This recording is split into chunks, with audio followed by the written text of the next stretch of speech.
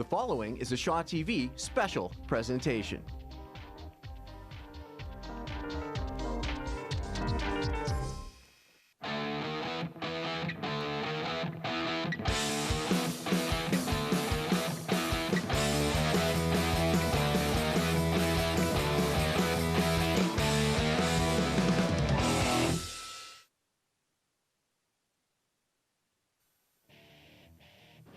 It's time for Canadian Junior Football League action at Investors Group Field in Winnipeg. This is Winnipeg Rifles football on Shaw TV. Hello, everybody. Welcome to the broadcast. I'm your host, Mike Valente. It's a beautiful day for football. Tonight, the Winnipeg Rifles host the Edmonton Huskies in a pretty important game for both teams. We're going to show you the standings, actually, right off the top here.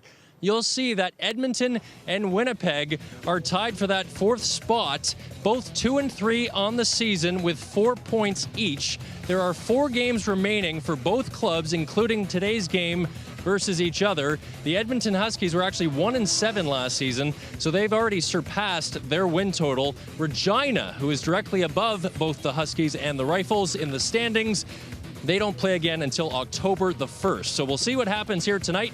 For more on today's game, let's go upstairs to Nate Friesen and Mark Graceffo. Guys?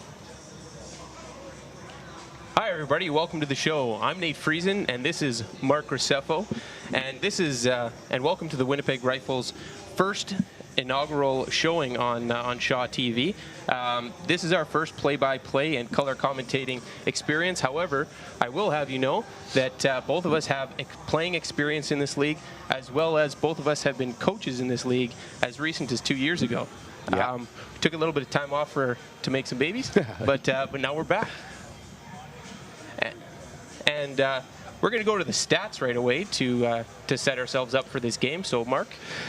Yeah, so a couple stats to touch on here pre-game when you're looking at it. We're really impressed with the Huskies offense, finishing second in first downs and total offense with 432. When you look at the Rifles, you'll definitely notice a big difference in first downs, 21 to 25, ranking 4th, and total offense. But the big one is the rushing. When you compare the two, very, very close. You got number 1 and number 2 here in the PFC in rushing. So this should be a very interesting game that's won in the trenches.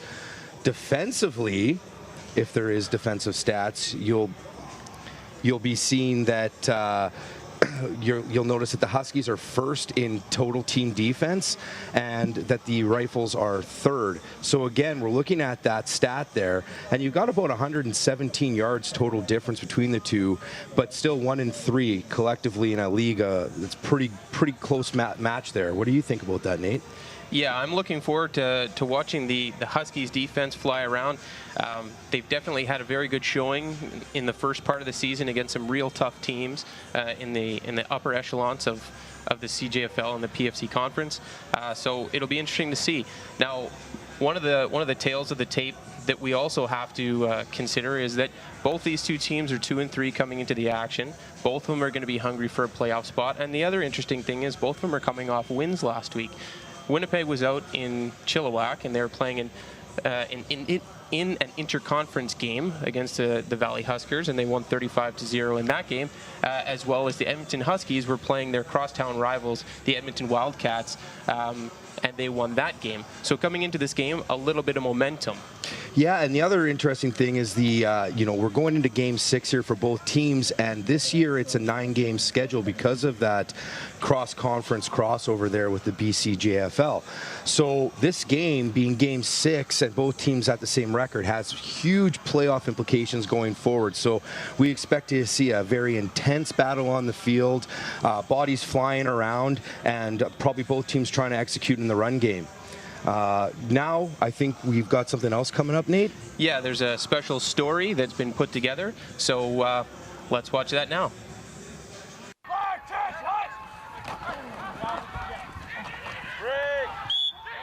The Winnipeg Rifles weren't firing on all cylinders during the first half of their season, going 2-3, but they're confident their best football is on its way. I definitely don't think it shows how good of a team we are, but I think that we deserve that record. I don't think we've played up to our potential, and I think those losses are something we can build on, and kind of puts a lot of pressure on us now, but I think we can rise to the occasion for sure. They'll need to rise into the top 4 of the Prairie Football Conference for a playoff berth, and the team believes they've learned from their start. Those few games that have got away from us, those are definitely lessons for us. Those have been big things that have made us come back and perform a lot better. And we still shoot ourselves in the foot a few more times. I think if we eliminate the mistakes that we've made, those are extremely competitive football games that we're in the lead of a few of them. So, that's on us as a team and coaching staff that we got to figure that out. Rashad will be a big part of that playoff push. He leads the league in rushing with almost 800 yards in just 5 games. I think arguably we have the best running back in the country in Mike Rashad. He can change direction at full speed. His vision's very good. He's got great vision to see the holes, but he's one of those, there's very few people that can run at full speed and change direction at full speed. He's one of those people that's blessed with the ability to do that. Wilson says when they are on their game, the offense is one of the best in the league. Our offense has to be consistent. I think, in all honesty, like I've told our offense, we need to, score 4 to 5 touchdowns a week. And if we don't, we're going to be in trouble. Probably our deepest position group by far is receivers, and we're legit 8-9 deep. We could put any of them out and they'd do a good job. We need to go out there and punish them. You have to have that mindset. We need to ramp it up right now. The Rifles are tied with the Edmonton Huskies for the final playoff spot, with the teams squaring off against each other 2 more times. With the Rifles' other remaining games coming against league powerhouses Calgary and Saskatoon, they know this stretch against Edmonton may make or break their season. We come ready to every game, come to do exactly what we practice to. I think that there's not too many teams in the league that could beat us if we're doing what we have to do. So I think it's us just eliminating the mistakes and, playing error-free football. For Shaw TV, I'm Kevin Hirschfield.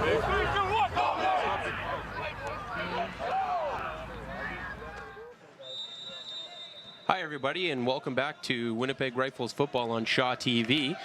We are just underway here. The kickoff is already completed, and the Rifles are scrimmaging on the 23-yard line. 1st and 10, Jamie Ibarra in the shotgun.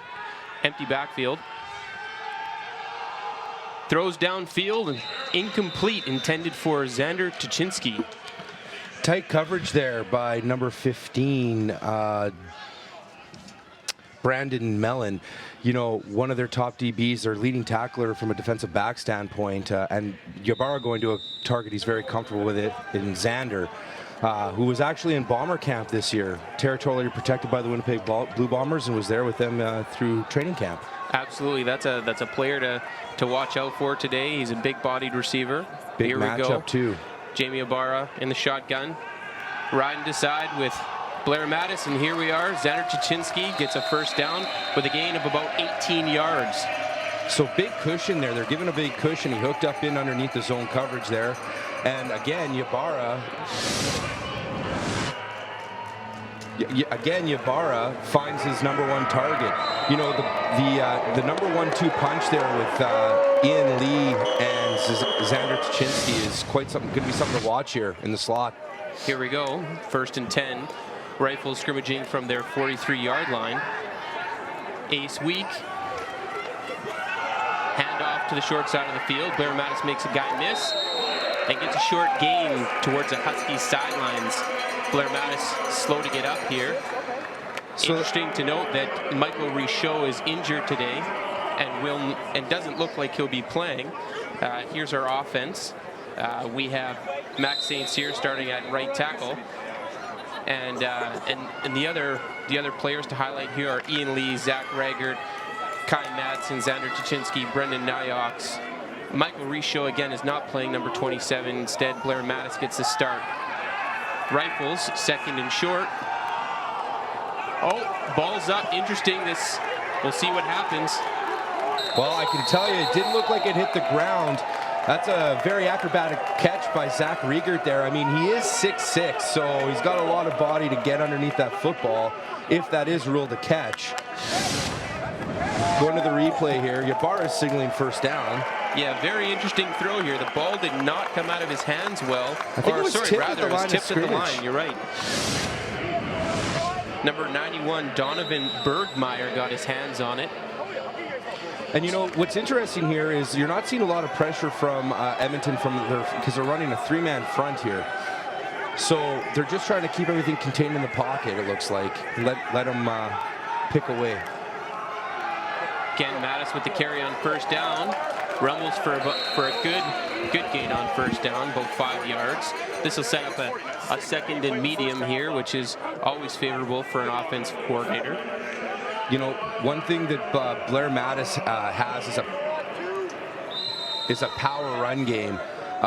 He's a very different back from Rashad in that regard. He's a one cut and get north-south. And here are the Edmonton starters on defense. Take note that they do operate out of a 3-4 defense. Again, Blair Mattis with the carry. Things got stacked up in the middle, and Huskies look like they're going to get an out here on defense. Looks like the Rifles will be punting. Oof. Matt Kohut just whiffs on his block there, gets his face crossed. And, you know, that's understandable because Matt Kohut is from Dryden, but he was playing defensive line for the last 2 years and just recently converted to the offensive line for the Winnipeg Rifles. So Zach Raggert back to punt. This guy's got a leg. Punting from the Edmonton 50. Gets an end-over-end kick. Ooh, no yards. And the Huskies did touch it, but it seems like no yards will be the call. We'll see if that stands. If you're attacking the ball like that, you need to make that catch in your own end. It was definitely a risky play on number 22's behalf. He definitely could have played that a little bit more conservative, considering how it was a bad punt, and they're probably going to get good field position anyway. They might have got bailed out on that call, and it'll be Edmonton scrimmaging from the Edmonton 28-yard line. It looked to me there like Zach Rieger didn't get his whole leg behind that. He was trying to kick it short to create a turn in field position, but that penalty definitely cost him yards and kills him constantly. So here are the Edmonton Huskies scrimmaging from their 28, 1st and 10. Handoff on first down to Jimmy Airy. That's a good job on the edge there, setting the edge, coming up and turning it back inside to his help. There seemed like there was a hole there. It seemed like Airy maybe wasn't 100% on where he was going there. If he was a little bit more decisive and hit it a little quicker, could have been a bigger game. Yeah, I definitely agree. Maybe there's a little bit of pre-game jitters. 2nd and long here, 2nd and 8, scrimmaging from the Edmonton 30. Ball's out to the short side of the field. Very accurate pass by Brad Lonart. That was a nice ball. Put it right where the receiver can catch it. The DB's in tight coverage and makes a nice break on the ball there. And that's a risky ball. If you don't put that in the right spot, that's 6 the other way. Yeah, that could have definitely been turned out worse for Edmonton. However, 1st and 10. Handoff. Oh, play action pass. Great play action pass. Has an alley. And this is one of those players that you got to watch out for. Darian Grimolowski seems to be a favorite target of Brad Lonart this year, and that is a big play. So nice play action fake that gets the linebackers coming up and opens that slant right in up over the middle, and big yards. It was a great tackle to save it by safety Penner there. Lonart in the shotgun. Short drop, ball's out of his hands. Ball is dropped by Jimmy Airy. If it hits your hands like that, you need to come down with it. You know, this quarterback for the Huskies is quite the dual threat quarterback, apparently. As you were saying earlier, Nate, when we were off camera, that he's averaging 8.2 yards a carry. We haven't seen him roll out once yet. They do seem to be a little bit more static in their offense, but this is very early on in the game, and we'll have to see how it plays out. And that was the first real opportunity where you could have seen Brad take off there, and I do appreciate seeing an offense that offers a dual threat quarterback. A lot of offensive coordinators shy away from those types of players, especially in this day and age. Quarterback is a very important position. However, if you can exploit a defense with your quarterback it really opens up the offensive playbook. Yeah, and you know, that's one of those nice, seems like everyone's doing it, plays there where they're bringing their slot back across in motion. Field goal. Field goal, wide left. Going to go through the end zone for a Rouge here. So the Edmonton Huskies will go up 1-0 here with 9 minutes left in the first quarter. You know, I got to say, I absolutely loathe the Rouge rule. Only in Canada do you award someone for not doing their job. I can't agree more. I'm not a huge fan of the Rouge either, but we got to deal with it for the time being. 1-0. We got a hockey score here right now. Rifles off to take the football. So the Rifles will scrimmage from their 35-yard line. 1st and 10. 9 minutes left in the first quarter. Jamie Ibarra in the shotgun again. Blair Mattis is back behind him.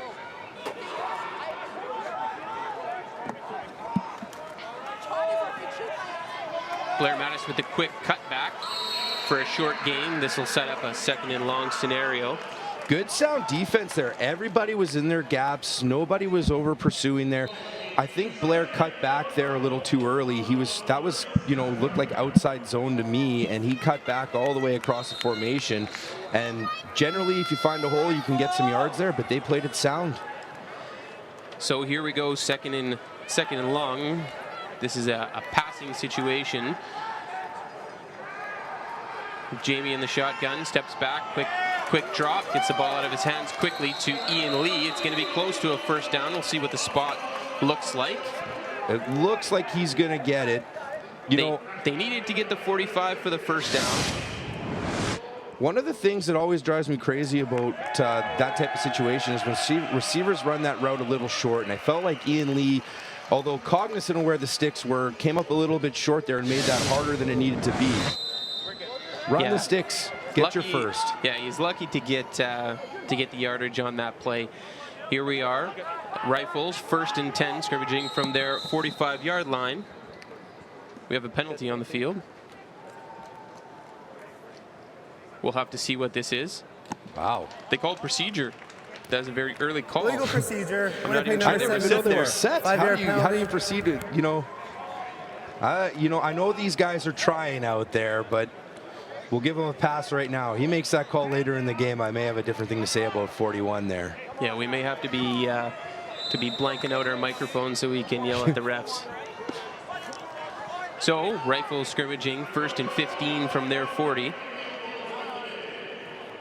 Edmonton in their traditional 30 defense. We got a screen pass to the short side of the field. Looks like we got a 5-yard gain, 5 or 6 yard gain on first down. And I like the play call there. It gets the yards back.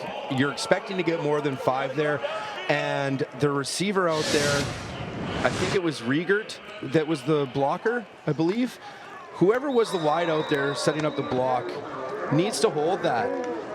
You need to hold that block. So it was Ian Lee, and Riegert was the one that caught the ball. Ian Lee needs to hold that block. Try to chop block. So 2nd and long. Jamie Ibarra in the shotgun again. Doesn't see what he likes on the left. Comes back right. Now scrambling to the left. Low shot pass for a first down. And you see, that's a tough play. I mean, great job by Ibarra making something happen there. The linebacker there, the outside linebacker in zone that had that area, came off and went to go and force Ibarra when his job isn't to do that. That is the middle linebacker's job to force the quarterback. Now, the middle linebacker over pursued dramatically, but he is not supposed to come off that man and leave him wide open. I mean, let him break the yard of scrimmage and come up on that. Oh, running back's on the wrong side of that play. That looks like a busted play. Lucky to get anything out of that one. Set up a 2nd and long. That could be just an issue with not having your usual lead dog back there. We haven't seen Rashad in the game, and maybe that's causing a little bit of issue in the backfield. Yeah, what's interesting so far is that the Rifles have been throwing the ball around the field a lot, considering that they are the #1 rushing team in the conference. I would not have expected this start from them from a play calling perspective. Looks like we have an empty backfield. Jamie Ibarra is directing traffic. And there's a time count violation penalty as Jamie took just a little bit too much time This will set up a second and extra long.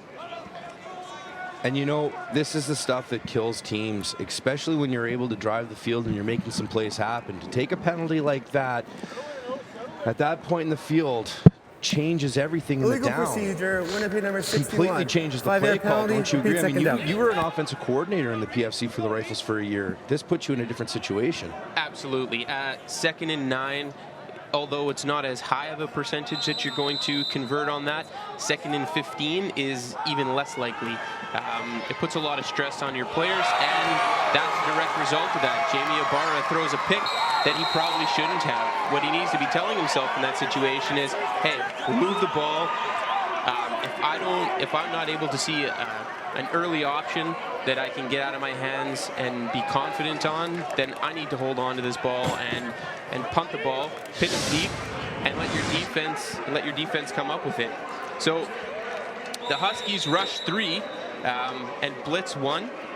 Pressure got to Jamie Ibarra a little bit quicker than he would be hoping for, and that resulted in him trying to get rid of the ball when maybe he shouldn't have. Forces the football there. So Edmonton gets a turnover. They're scrimmaging from the Rifles side of the 55-yard line. And you know, the Rifles would probably say that they're young at the defensive line position, and they're definitely small, but they're doing a good job against lads that are a little bit bigger than them at holding the line of scrimmage. And I'm a firm believer, if you can own the yard in football, you're going to have success as a defense. Yeah, very surprised so far that the Winnipeg Rifles are holding it in there with the vaunted Huskies rushing attack. Defensive line got their hand up there to knock it down. Number 51, Donovan Hillary with the knockdown. Hillary rushing from the right side of the line there, got his hands up, timed it perfectly. And you love to see that from the defensive line. If you know you're not going to get there in a quick drop situation, get your hands up, get in his way, get in his vision. You never know what's going to happen. And you never know what's going to come off the tip. Nice job by Hillary. So here we are with Luca Capelli back to punt. Sounds like he can kick a football. Absolutely. He's got the right name for it. Absolutely. Oh, it's shanked off the side of his foot. Bounces back into the field of play at the 30-yard line. Kai Madsen picks it up quickly, and he's out around the Rifles' 28-yard line. So the Rifles will scrimmage there 1st and 10 with 4 minutes and 15 seconds left in the first quarter. So far, it's been some back and forth. I mean, both teams have had some drives. Defense have bent a little bit, but neither have broke.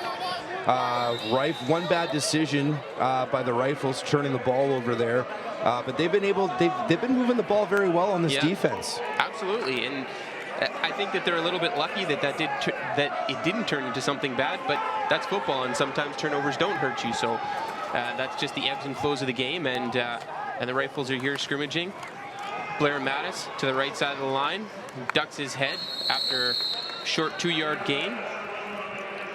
You are definitely notice a difference in the running game without Rashad in there. They're just missing that weapon, that it factor that everyone needs to account for. I don't think as a defense you are quite as intimidated when you see Blair Mattis back there as when you see Michael Rashad. I would tend to agree with that. Michael Rashad is the PFC leader in rushing yardage, and every defense would take note of him. Jamie Ibarra, 2nd and long, sets up, pro hops, throws deep. Ball was deep to Zach Raggert down the left sideline. The ball was played well by Daniel Logel. And you know, he's in coverage there. The ball hangs up there a bit, but you don't mind that when you're throwing to a 6'6" receiver. You kind of want him to get there and be able to make a play, but they're throwing against a big defensive back too, who matches up size for size, and he does a great job tracking the ball, staying in position, and making a great play.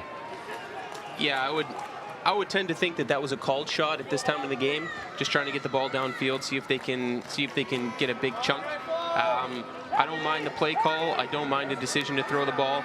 Ball location could have been a little bit better, could have been a little bit more outside. Zach Raggert back to punt, gets off a beauty. Edmonton receives the punt. Oh! Nice tackle. Nice tackle. Ball came loose. Wow, Brandon Noyox. But Brant Berzik gets the ball back, luckily. So Edmonton will scrimmage from the 45-yard line. I'll tell you, 3 years ago when he was a rookie, you didn't see him making hits like that on special teams. Nice play. 3 years will do a lot for your confidence Absolutely. in the same league.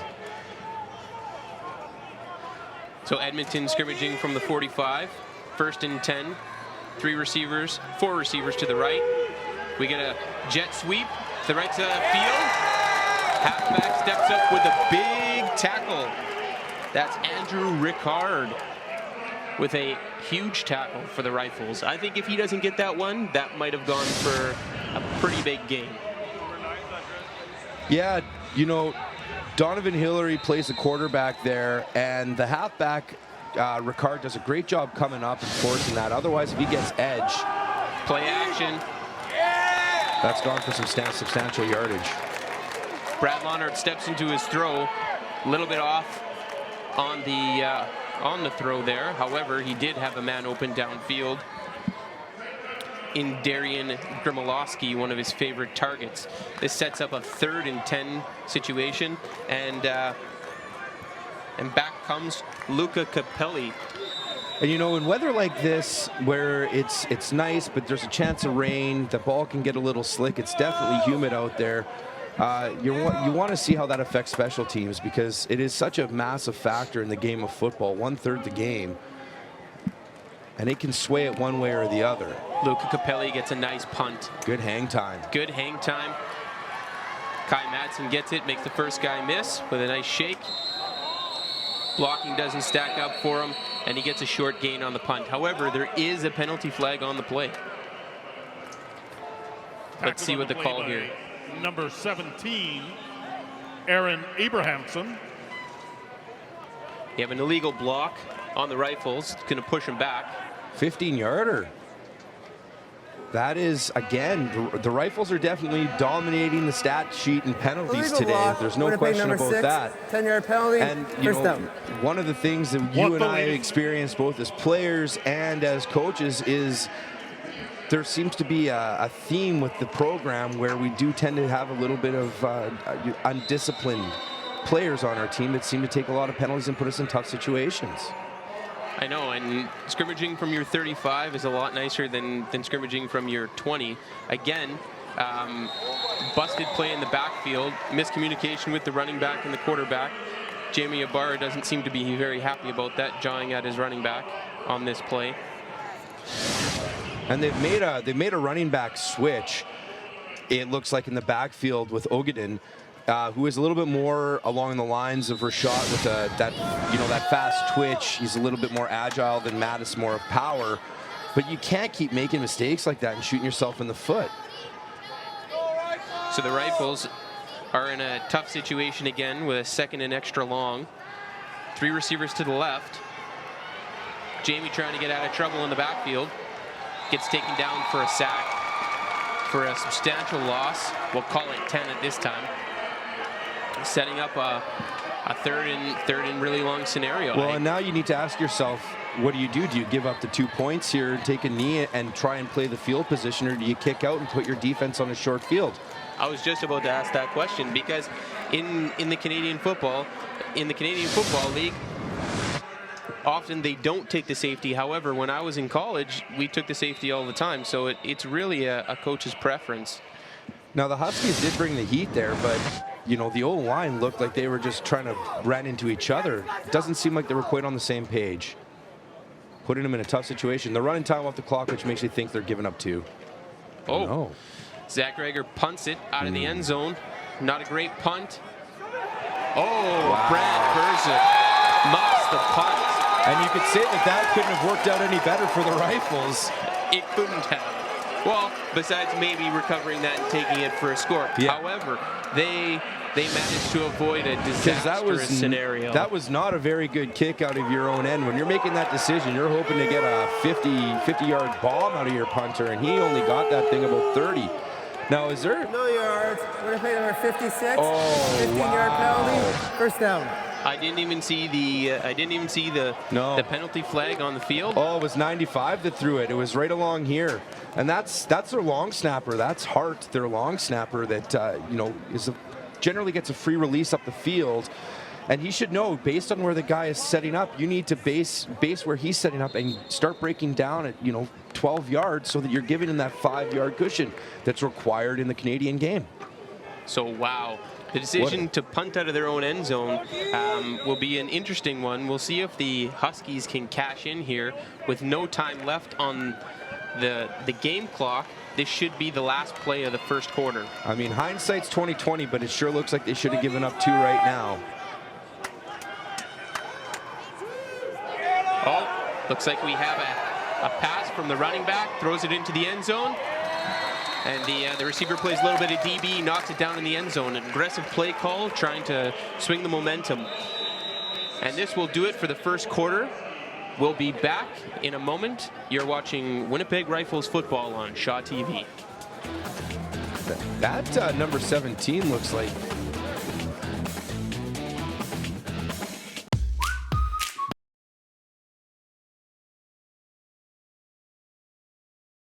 Count on every day. If you love pets as much as we do, don't miss Shaw TV's pet show called Petology. We have an animal expert panel ready to answer your pet questions, so email them to createtv@shaw.ca or give us a call. Don't forget to send us your pet pictures and videos too. Petology, Wednesdays at 7 p.m. right here on Shaw TV. Welcome to today's episode of Go. I am your host, Kevin Hirschfield. Mike Valente. Welcome to Go Winnipeg. I'm Blair Balastravich, and welcome to Go. An 11-time Manitoba women's motocross champion. We're providing emergency rations so that these people can survive. Just dry and scaly. Yes. Don't worry. Well, I was like, these guys are kicking each other in the head, and I was like, this is something I want to do one day. Go on Shaw TV, your community voice on Channel 9. Painting. Let's paint. Everybody paint it up. Let's paint. Shaw TV is proud to announce Let's Paint, a community created show that you can paint along to. Get your paintbrushes ready, call your friends, and get ready to create a masterpiece. Winnipeg artist Rachel May will guide you through a few of her signature creations on Tuesdays at 8:30 p.m. right here on Shaw TV. If you want to paint along with Rachel, you'll need a few supplies. A 12x12 canvas, bright coloured acrylic paints, and don't use the expensive ones, you don't need them. A few paintbrushes, water in a cup, and make sure it's not your favourite cup too. A palette or a plastic lid, and an easel if you're fancy. So let's paint, Tuesdays at 8:30 p.m. on Shaw TV. Come everybody and paint with me.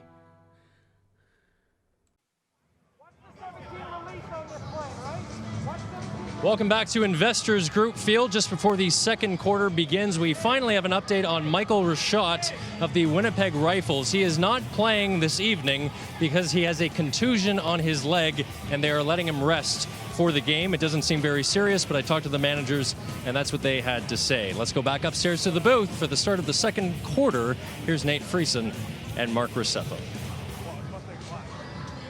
Thanks, Michael. Hi.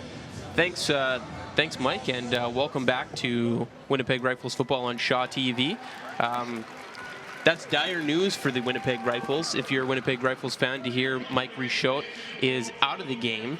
He, of course, is their bell cow, their stud running back, their number one.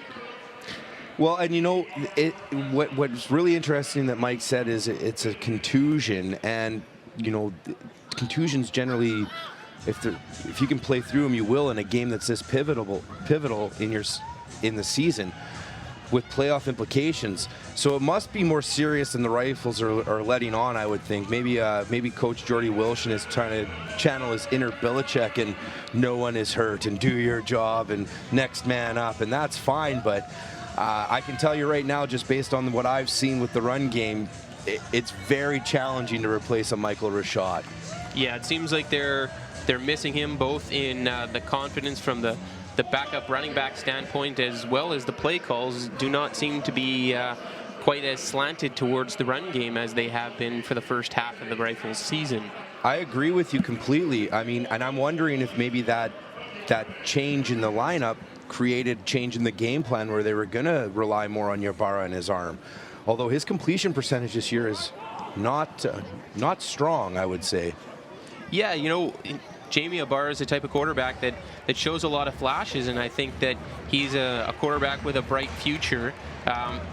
The Rifles have played a couple of really tough defenses in the first half of the year, and maybe that's more reflective of his stats than if I was to future project what he would finish with at the end of the season. This is a big down, 2nd and 10. 2nd and 10 here, beginning of the second quarter. Huskies pressing on the Rifles 16-yard line. Shovel pass almost picked off. Penalty marker on the field.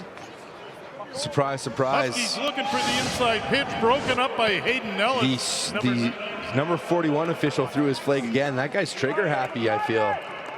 Yeah, you know what? I think number 45 on the Rifles was held on that play, and or sorry, rather 95. Hayden Ellis was held on that play. He's the player that almost picked off the pass as well.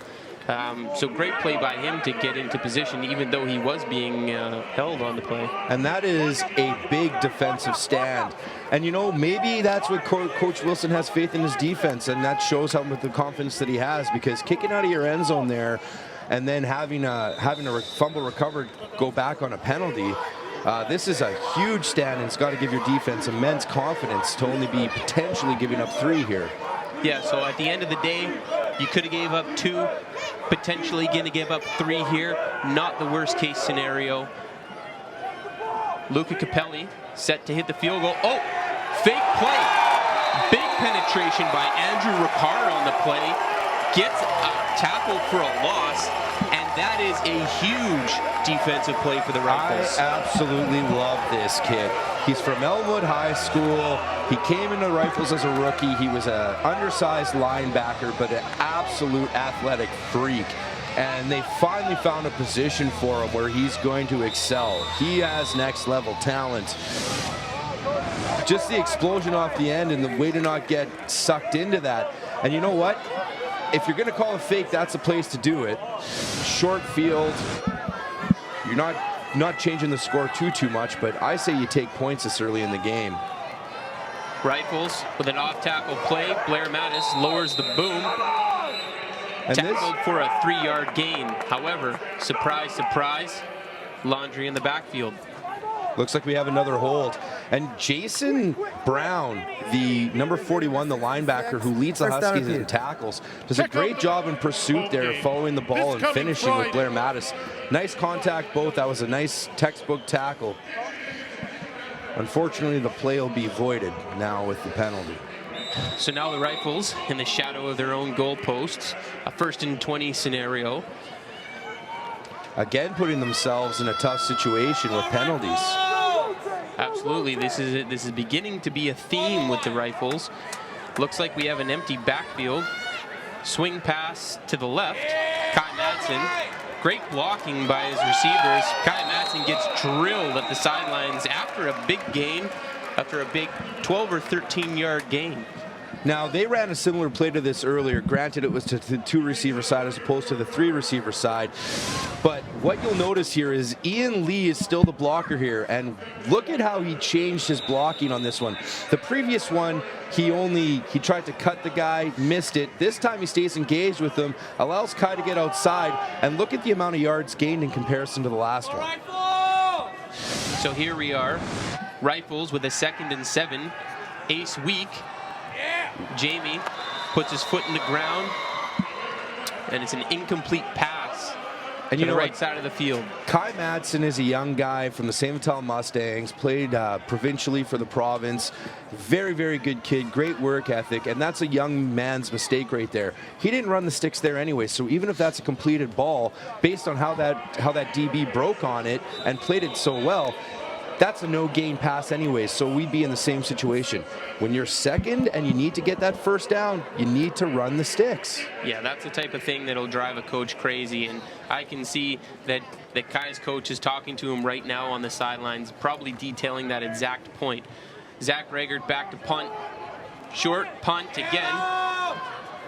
fielded at the 50-yard line. Rifles, again, Brendan Nyox with great downfield coverage on special teams. Special teams demon. You know, I got a story about Nyox. I was the special teams coordinator for the Winnipeg Rifles his rookie year. And we're standing there on the sidelines. He's a rookie, doesn't want to make too many mistakes, not saying much. And I needed a guy to jump into a drill. And I was looking for a rookie to step up. And I just happened to, he made eye contact with me at the wrong time and got the wrong side of Coach G. To see how he's improved in this game, both offensively and on special teams, is just makes me so happy to see. Brad Lonart hands the ball off to Jimmy Airy. Tackled for a short gain, if not no gain. And once again, Laundry in the backfield. 41. Might as well just leave it there, I think. He's going to get sore from bending down so much. From my experience when I was coaching, I remember that this particular crew likes to throw a lot of flags. It's frustrating sometimes when you're a coach and you go across the prairies getting reffed in different cities, and the consistency might not be there. If players were used to this particular reffing crew and they got them every game, they may not be getting quite so many penalties in the long term. However, the game is being refereed by this crew, and this will probably be the theme for the rest of the night. Absolutely, we might as well get used to it. It definitely slows the pace and can hinder the flow for both teams, and both teams are dealing with it. We have a man down on the field right now. Jimmy Airy, the Edmonton Huskies starting running back, looks to be holding his shin right now. The previous play was a short run on 1st and long, setting up a 2nd and extra long scenario. Brad Lonart walking to the sidelines to have a little chat with his coaches to set up the next play.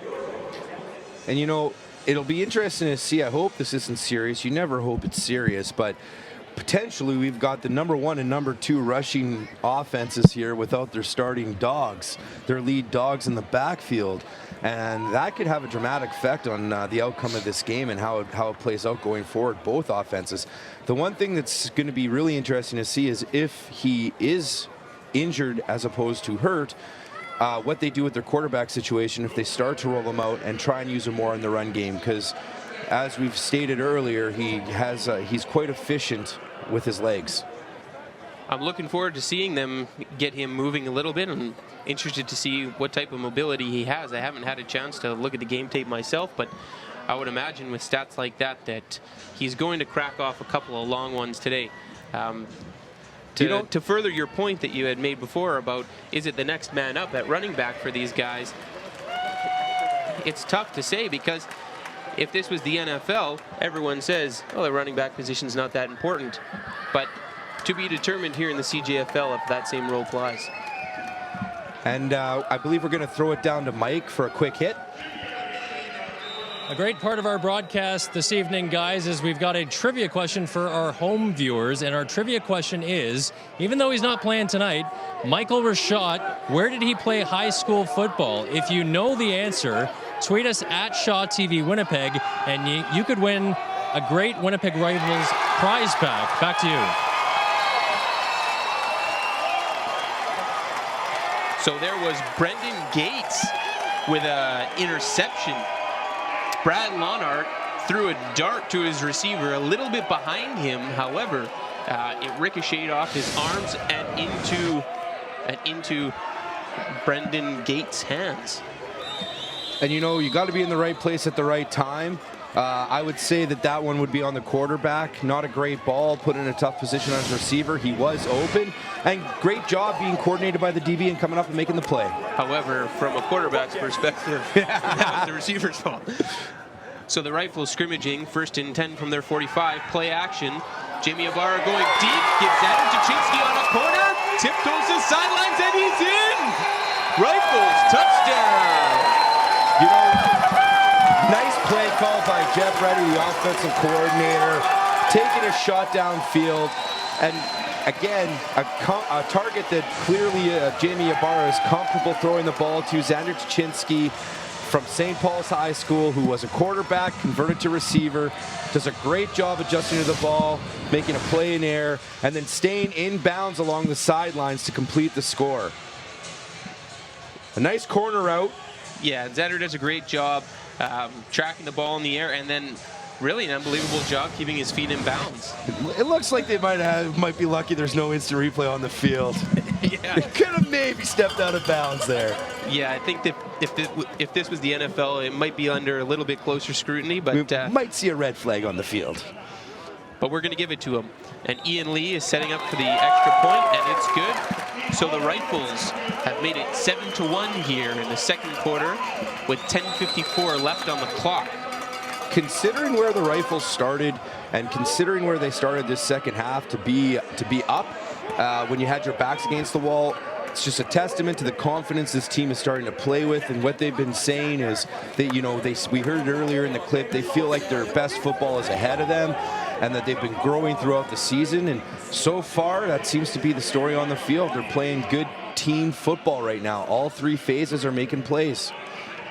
So what's really important to highlight here is that if you're watching this game, you see the Edmonton Huskies get a big turnover and they can't cash in. Jamie Ibarra throws an interception. They can't cash in. The Rifles get a turnover and they turn the momentum in the very next play. In football, that's a double dip. Absolutely.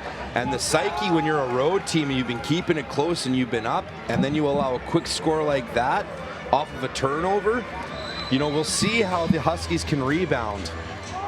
Ian Lee set to kick off at his 45, kicks it to the left to a small pocket, fielded at the 25. Big moves. Brant Burzik again with the carry out to the 55-yard line. Great return. There's a couple of blocks set up for him, but he was very aggressive. And you want to know the one thing that he did there that he's been struggling with all game? He caught the ball in the air, and look at the difference it made in the return. He's shifty, he's got some wheels, but if you're not catching the ball or you're not sure-handed, best return he's had today. Nice job. So here we are with the Edmonton Huskies scrimmaging from the 55-yard line. 1st and 10. Ace Strong, play action, gets that slant again. However, it is dropped by Connor Bergerson, pardon me. Connor is another one of his favorite targets. However, just seems that maybe he let this one slip through his mitts. And you see again a great play action fake there where quarterback puts the ball right in the gut and pulls it, and the linebackers come up, opening that huge window that you see. Connor's just got to make the play there. Yeah, even if he had, it would have been all for naught. There's a holding on the play. So 1st and 20 with a very interesting formation. We have the wishbone formation. Brad Lawnert with the attempted screen pass that got deflected. Again, that's the second deflection the Rifles defensive line has played today, and considering their youth and somewhat inexperience and size, they are playing very aggressive and very confidently here, running their gaps, making sure they're doing their jobs, and if they aren't getting to the quarterback, getting their hands up and in his face. It's a great job by the Rifles defensive line. That was Garrett Beardy with the deflection. So Edmonton Huskies with a 2nd and extra long, play action, pivots around.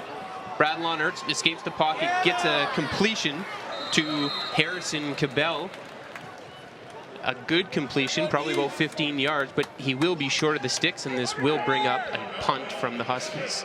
And Rifles did a good job there, knowing 2nd and long, playing the sticks, making sure they were going to be able to come up, keeping things underneath, and not allowing anything to get deep over top of them. Good team defense. The Huskies took what was given to them and hoped that they could make a guy miss and maybe get upfield and gain that first. Weren't successful, and now they're punting the ball away. That was a great job of the Rifles understanding the game scenario and the situation. So there looks like there's an onside player to the left here, although he is motioning to the line of scrimmage. So Capelli to punt, almost blocked. However, gets it away. Kai Madsen with the return. It's in his hands. He's going to the wide side of the field. Can't get to the corner, can't get around the corner, and he's out of bounds at the 29-yard line. So that's where the Rifles will scrimmage with 9:18 left in the second quarter. Great job by Kai Matson getting the edge there. You would have liked to have seen him gain a little bit more yardage getting that edge, because I'll tell you, one thing that terrifies you as a special teams coach is seeing a returner get the edge on you, because there's not too many guys out there that can catch him.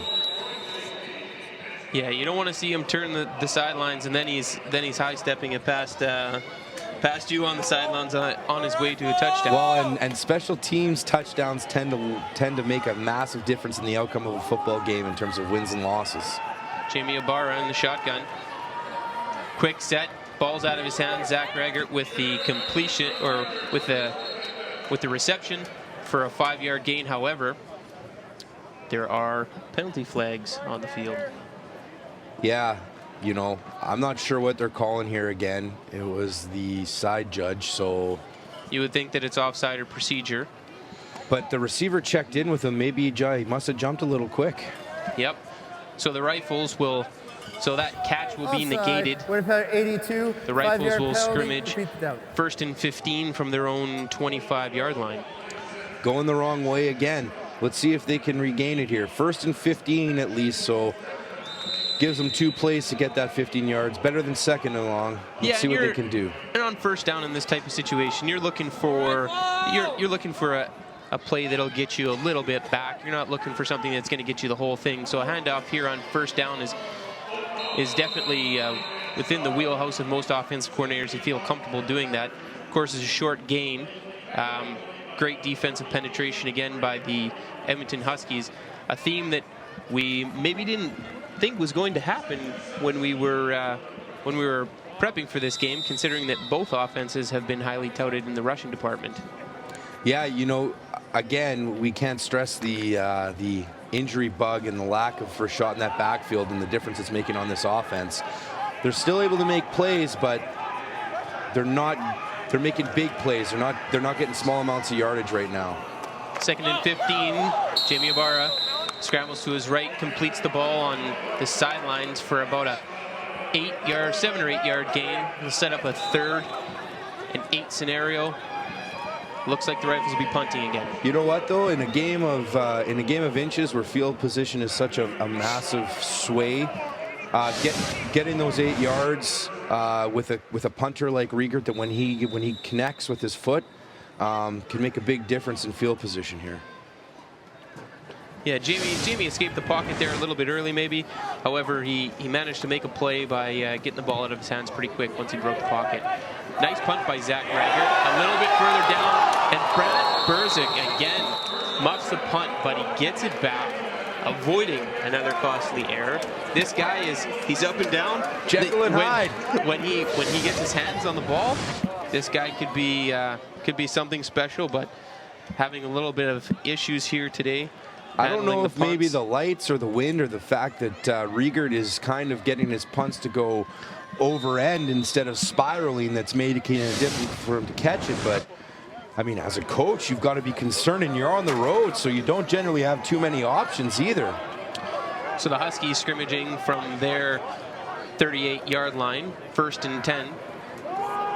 Handoff to Jimmy Airy, who's back in the game, with a big hole to the right side and a 1st down up to the 49-yard line. Longest rush we've seen today, and what I really liked about it is that Airy didn't try to do too much. Just made a really nice cut, got north-south, and took what was given to him. I always feel in zone schemes when backs dance too much, it makes it too challenging on your offensive line. Hit the hole, make your decision, hit the hole, hit it hard to gain positive yards. So 1st and 10, Brad Lonard.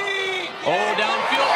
And again, picked off by Brandon Gates.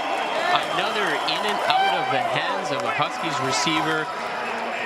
And another big swing of momentum, potentially. This kid better be buying a lottery ticket. Let me tell you, I've never seen a guy get 2 picks off of 2 deflections in a game.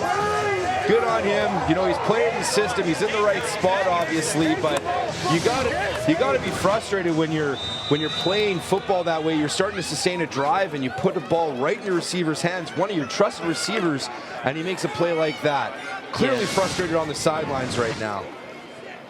So the Rifles scrimmaging from their 46-yard line, 1st and 10. Ybarra play action reverse. Kai Madsen gets strung out by the Huskies defense, and that'll set up a 2nd and long. You know, great job by the linebacker there. Again, Jason Brown staying on the right hip there, pursuing properly to the ball, and another great job by the cornerback staying outside and making sure that turns back in. So with that play formation as the offense, you're looking to try and turn that corner, and hopefully you're trying to block that cornerback inside so that you can get the edge. He did a great job. Linebacker did a great job staying in his spot, and they made no gain there. 2nd and 10. Jamie Ybarra back to pass, gets flushed out of the pocket to his right with a sidearm sling. Incomplete to the middle of the field. Crossbody throw. Some would consider a little bit dangerous. Some definite pressure there from the Huskies. They brought more than they could block. When you empty out the backfield like that and you're lining 5 out wide, and they bring, I believe they brought almost 8 there. You're outnumbered. It's hard. One guy's going to go free, and you just hope that it's the most outside guy from the quarterback. So Zach Raggart back to punt. 5 minutes left in the second quarter. Pardon me, 5:12 left in the second quarter. Well, they put 2 returners back, and neither of them are Brant Berzik. So Troy Hansen, number 20, back to field a punt. He has an issue fielding the punt as well. Seems like the Huskies are a little bit nervous about these punts. Well, I'd be concerned too. I mean, they've honestly dropped every single one that the Rifles have punted to them. And they've been fortunate because flags have gotten them out of a lot of jams. If the Rifles hadn't taken that no yards penalty, we could be talking about a completely different score right now. And this might have been Zach Raggart's best punt of the day. He gets it up high, nice and deep. And you can tell that Troy Hansen is trying to position his body to get underneath it, but what he doesn't do is he doesn't close his elbows underneath the football when he goes to field it, and it squeaks right through. So Brad Lonart, play action pass, makes one guy miss, pump fakes another guy miss, and looks like to be a completion to his favorite target, Darian Grimolowski. What great patience in the pocket by Lonhart. I mean, to sit there and pump fake with that pressure in your face, get the D lineman to actually leave his feet, which is probably what cost him the sack here, right? As a defensive lineman, you don't want to leave your feet like that. You want to make sure you keep them in the ground, come through and finish on the quarterback. Nice play. And pardon me, it was not a completion. As you can see in the replay, the ball does hit the ground, so this sets up a 2nd and 10 with Ace Strong. Brad Lonart back to pass. Gets it to the short side of the field. Nice completion and a 1st down on the sidelines to Harrison Cabell. Yeah, and it's just a simple hitch route on the sidelines there. Cornerback was playing off. What I really like there is that he ran the sticks, made sure he was getting there, and he was going to be able to stretch out and get it. So 1st and 10, Edmonton Huskies. Play action pass. Ball's out to the right side of the field. Number 89, Connor Mickle, makes one guy miss and gets up to about the 42-yard line, setting up a 2nd and short. And this is the type of down and distance that you want to keep your offense in. 2nd and short all game. Again, we got the Huskies driving the field right now. We'll see if they can sustain this. It would be nice. They got 3 minutes and 42 seconds left on the clock here. It'd be nice if they could get in before the half, I'm sure, for some confidence as a road team. 2nd and 1, Brad Lonart in the shotgun. Handoff is to Jimmy Airy. He might have gotten the 1st down. The play was very close to the yardage sticks.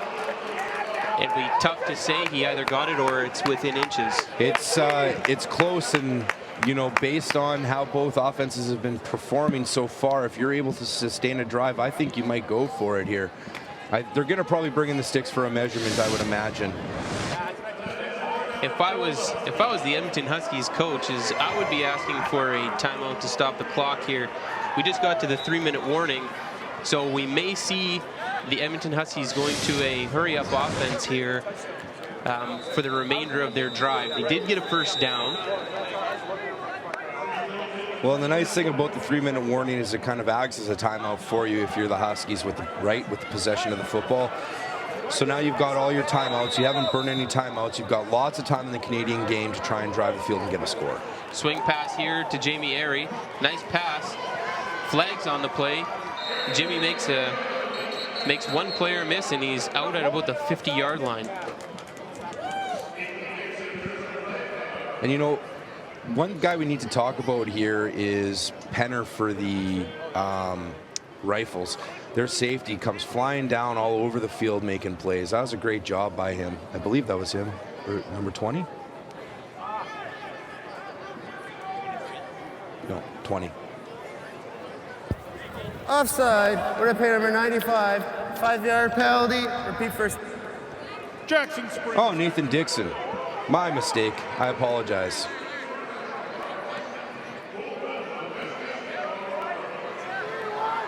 So, 1st and 5.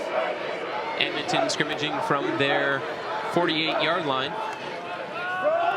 Handoff is to Brant Berzik. He gets a healthy gain out to the Rifles side of the 55-yard line. Looks to be a first down. Referee timeout for an injury on the field. However, he's jumped up. That's Jack Hanna. And talking about Mike Penner here for a second, he is their starting safety. However, he's not in the lineup today. They've got Tegan Horton starting in his place. Michael Penner from Oak Park is a very, very good football player and a big difference in the middle of the field there. As your last resort, it's the safety position. Interesting to see that he's not in the lineup. That's a big shoes to fill there for Horton. We'll see how he does the rest of the game.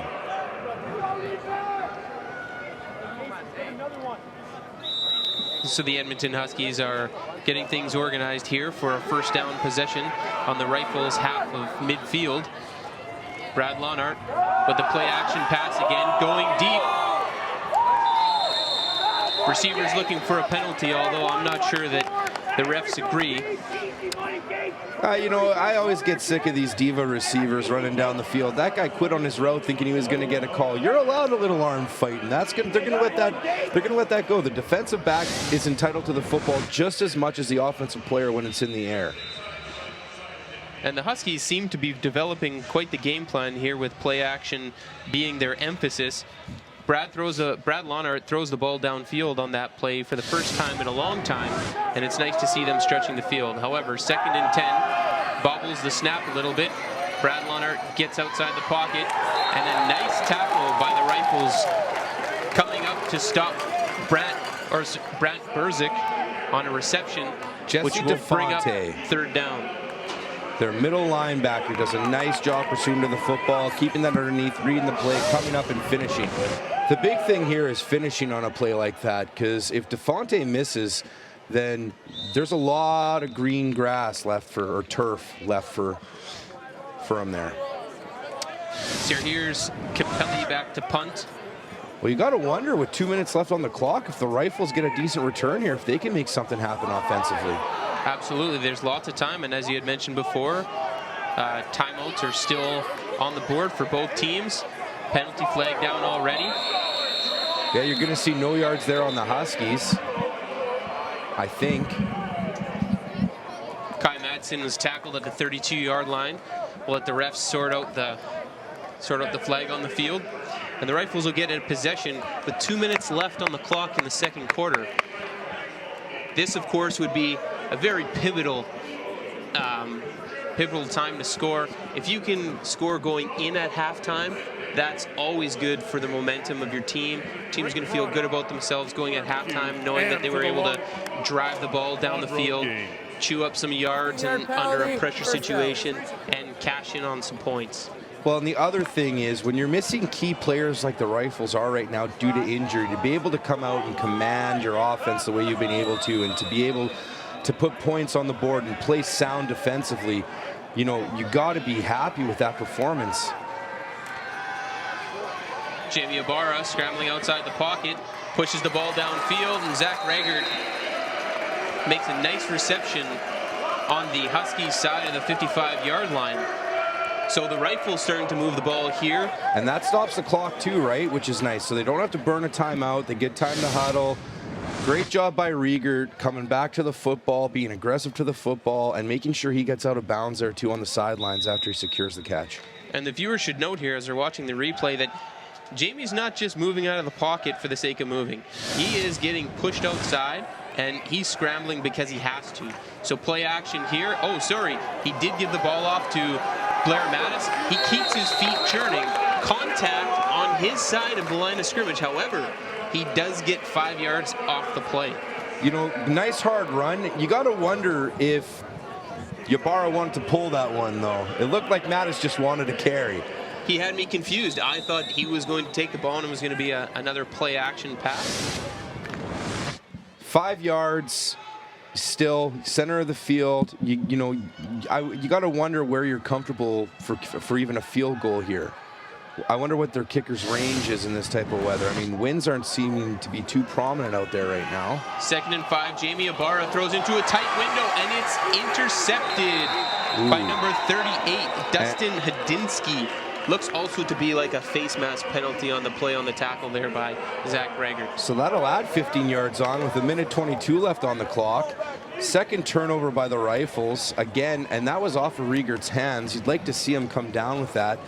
I mean, does a good job of not allowing yards, but you got to keep your hands off of the opponent's face mask because 15 yards in this situation is a Winnipeg number 4, damaging 15-yard penalty, first down. Yeah, I mean, 15 yards at this time of the game in that particular situation is not a good penalty to take, nor one that he had to do. Every interception we've seen today has almost been off of a deflection, though. Not one has come clean. So the Edmonton Huskies scrimmaging 1st and 10.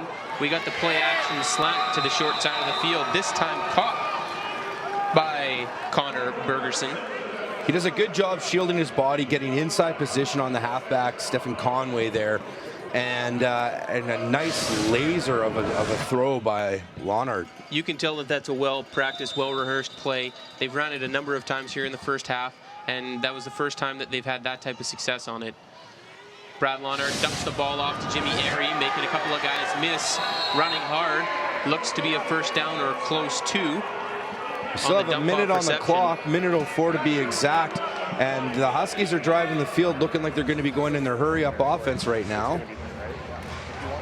A little bit surprised they're not going to take a timeout. However, the refs were having some difficulty spotting the football, so the refs are going to play it safe here and call for a measurement, I think. You know, what's surprising to me is this looks shorter than the last one that they didn't measure. Somebody's thirsty out there by the sounds of it.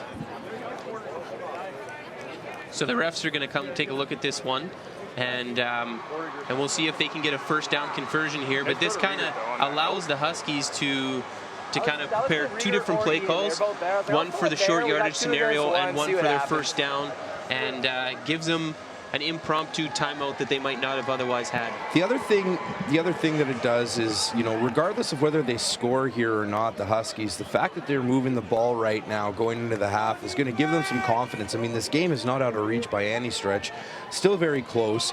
So you got to be confident, because the one thing you've been struggling on as a Husky team right now has been offensively. So Brad Lonard back to pass, throws a quick pass to Connor Bergerson. And I'll tell you, they ran an out. They had a two-receiver set there. They had an out and a go. And I'll tell you, maybe it's in game film, but everyone jumped on Connor coming underneath with that out route. Nobody carried the wide receiver going up over top who was wide open. If Lonard makes a better read, that could be 6 points. The handoff is to Jimmy Airy with a lot of room up the left side for a 10-yard gain and another first down. 43 seconds left on the clock. He is certainly looking like that shin injury from earlier is not bothering him whatsoever. Having his best football has been in the second half since he went down with that shin injury. So Brad Lonard getting rolled out to the right, throws deep, receiver knocked down on the play.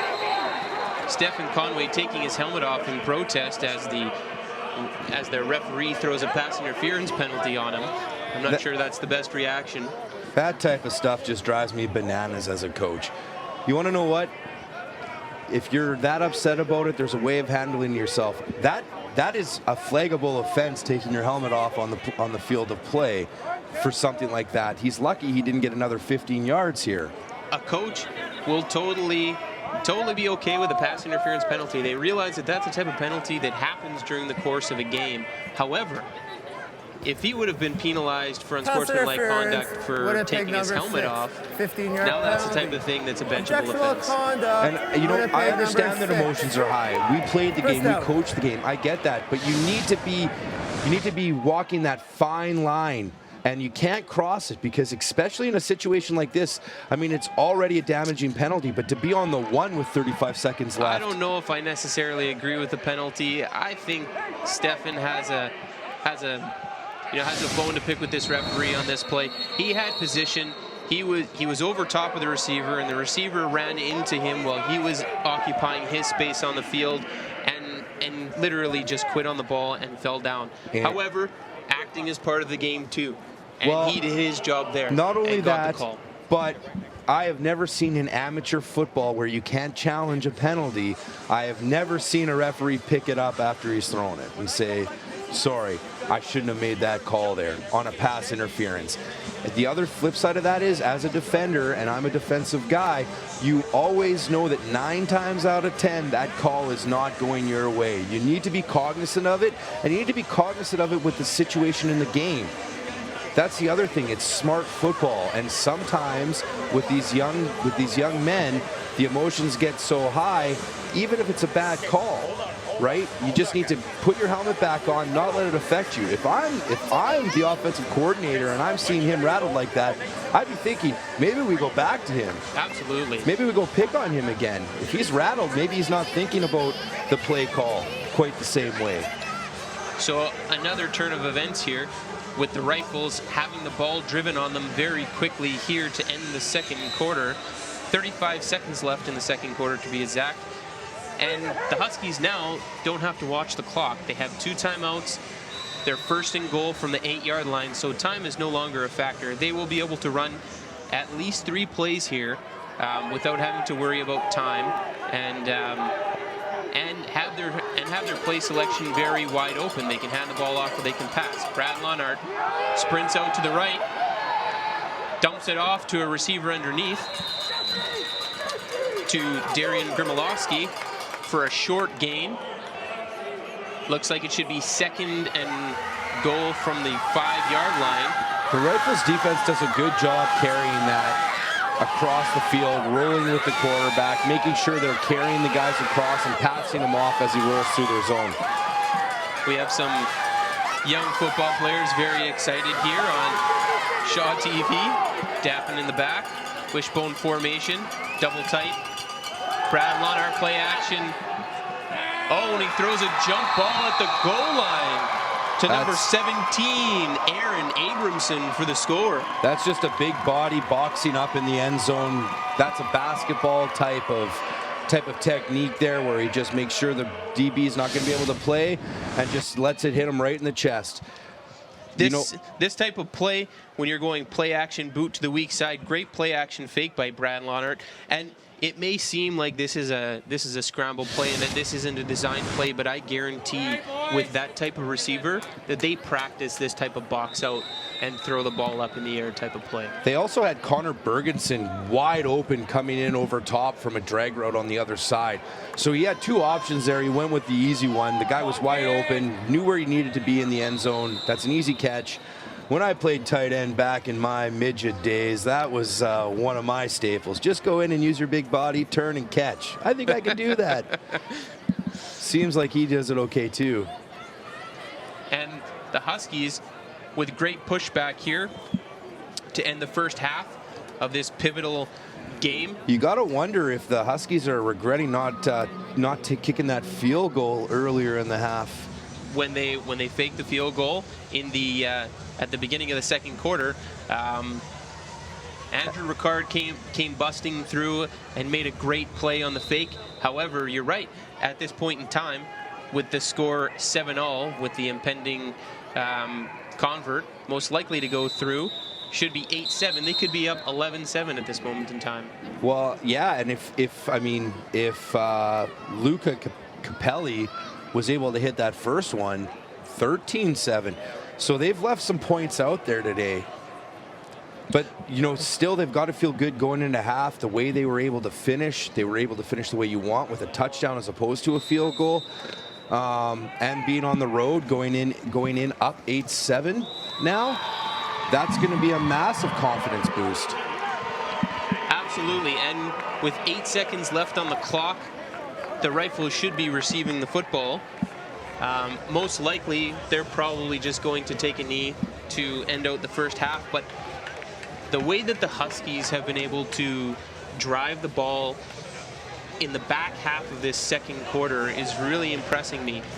They're now beginning to open it up. You're starting to see both their run game and their pass game have success, and it's Brad Lonart being a little bit more accurate with his passes. You can tell he's a little bit more in rhythm. He's starting to get a feel for the game, and that's opening things up for Jamie Airy. Well, the other thing is, too, their offense is a very PA-orientated offense, right? So play action. And it's hard to run that when you aren't having success in the run game. Now that they're having success in the run game, those linebackers are coming flying up, opening stuff over the middle for nice, easy completions for Lonart. So here's Luca Capelli set to kick off. Rifles to receive with 8 seconds left in the second quarter. Shorter kick. Jonathan Rempel, backup quarterback, receives the punt or receives the kick well. And he has a great return down to the 50-yard line with a hit out of bounds. This looks like we're going to get a penalty of about 15 yards. Rifles should get a possession here with 1 second left on the clock at the 45. I guess the question here is, does Ian Lee have the leg to attempt this field goal? What's the worst that happens? So long as they don't return it for a touchdown, I'd be trying to take one, and I just tell them, based on the Rouge, just put it through the end zone. Tie this game up. Jonathan Rempel does a great job here of reading his blocks. You can see as he cuts back to the sidelines, does a great job keeping his head down, and then the piling on penalty by 42 looks like it might have been more of an accidental hit than it was intentional. However, a penalty is a penalty. As Stephen Conway learned earlier. So Jamie Ibarra back to pass. We have the Statue of Liberty play maybe. Oh, Zadar Tuchinski taking it back to the left side of the field. And as he gets tackled, he tries to get rid of the ball. However, the play has been called dead. And with zeros on the clock, we're going to send it back. Oh, hold on a second. Flag on the play. And of course, a half cannot end on a flag. There's no infraction on play. 67 reported. End of half. Okay, so with zeros on the clock, that's the end of the half. And with that being said, let's send it back down to Mike, who has Jordy Wilson.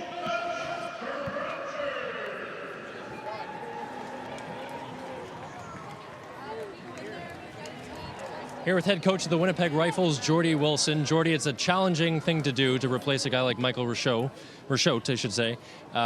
When you have to do something like that, how much does it affect the game plan, and what can you tell us about his status? Well, Mike should be back next week. He had a leg injury from last week, but no, it's tough. I mean, he's probably one of the best players in the country. So, I mean, it's difficult to replace him, but we'll be okay. Our guys are good. We'll be ready to go. What are your biggest takeaways from the first half? Well, our offense is a little bit disorganized. Some of our other running backs went the wrong way and all that kind of stuff, but we'll be better in the second half. We got to just clean it up. We'll be good. Appreciate your time. There's the head coach of the Winnipeg Rifles. We'll go to break. After one half of play here at Investors Group Field in Winnipeg, the score is 8-7 for the Edmonton Huskies. Back in a moment.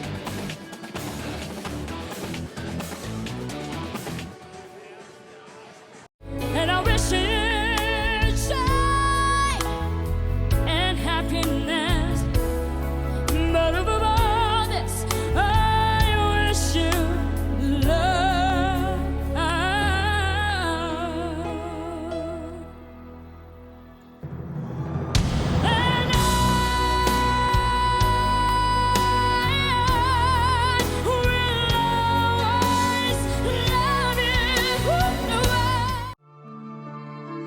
Every year, a firearm takes a family member's life.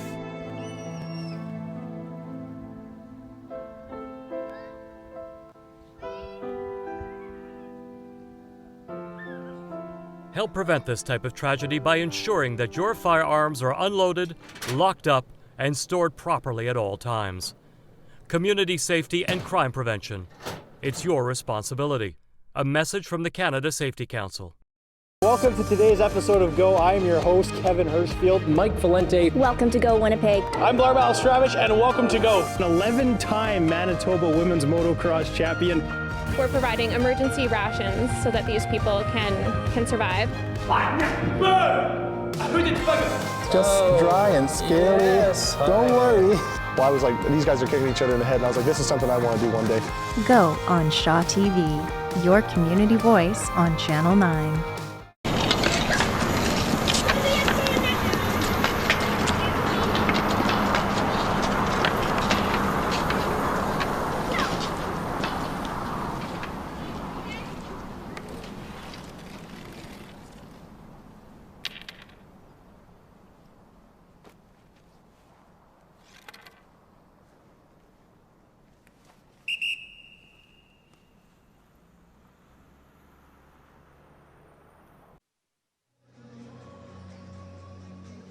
It's 8-7 for the Edmonton Huskies after the first half here at Investors Group Field, and our halftime show begins. Pleased to be joined by Todd Wilson, who's the Deputy Commissioner of the Canadian Junior Football League and also the President of the Winnipeg Rifles. Todd, how are you? Good, thanks, Mike. Absolutely, thank you for joining us. First off, for the viewers that may not know, tell us about the Canadian Junior Football League and how it works. Well, the Winnipeg Rifles are one of 17 teams that are across from BC, the Prairies, and into Ontario, competing for national championship. We're actually the oldest amateur championship in the country. And in terms of the players and the skill set with these players, how many of them kind of move on and take that next level step? Our players are aged 18 to 22, and every year about probably a third of the players move on to the CIS level at a higher level. Right. They gain a little bit of experience here. They see some field time so they can contribute. And each year, most of the teams, especially across the West, have a good relationship that 2 or 3 of their players are in training camps for the CFL club. And each year, 1 or 2 stick from the league, stick with the pros each year. Absolutely. And last week, history was made for the Canadian Junior Football League. The first ever inter-conference regular season game. Your Rifles went out to Chilliwack, BC to take on the Huskers there, the Valley Huskers. How big of news was that? It was really big. It was really creating excitement at the national level. The players got a lot out of it, and the media attention was quite a bit higher. It was really an initiative we wanted to do as a trial basis this year, and probably look to implement it from here on in. And just generally, the Winnipeg Rifles do travel the most distance, don't they, in terms of the teams in this league? Yeah, we're definitely road warriors. We travel more than twice as many kilometers as any other team in the league, and you can't help geography. You mentioned the age range, 18 to 22, of the players playing in this league. Obviously, despite the football on the field, a major initiative for you guys is to mold these guys into great character men, isn't it? Yeah, it is. It's a real initiative that not just the Rifles, but all the teams across the country share. And it's really trying to turn these guys into good young men, not just football players. Sure. Your thoughts on the first half? It's a close game.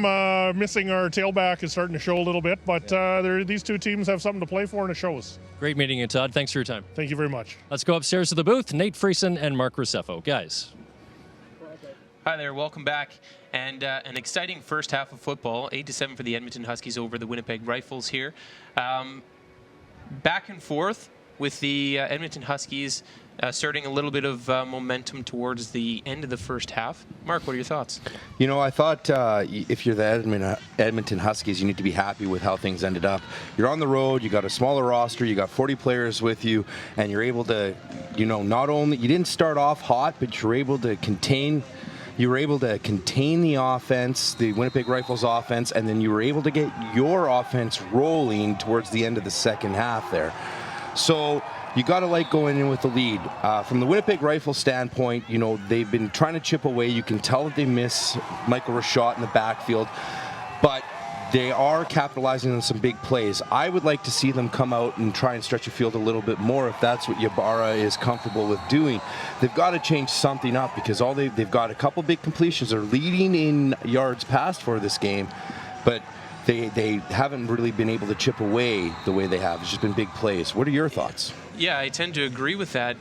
I think that Jamie is starting to maybe get into a little bit of a rhythm, and if you give him the opportunity to throw the rock a little bit more, you might see a little bit more return on your investment. Obviously, they're a running team traditionally. However, I think Jamie has the skill set, has the tools that he could take over this game in the second half with the receiving core that he has, which is very, very talented. Again, the Edmonton Huskies at the end of the half started to become a very balanced offense, which of course is something that their coaching staff would be very happy about, going into the half, being able to score on both running and passing. So it'll be a very good second half, and we'll just have to wait and see. Thank you for tuning into the first half. This is Winnipeg Rifles football on Shaw TV.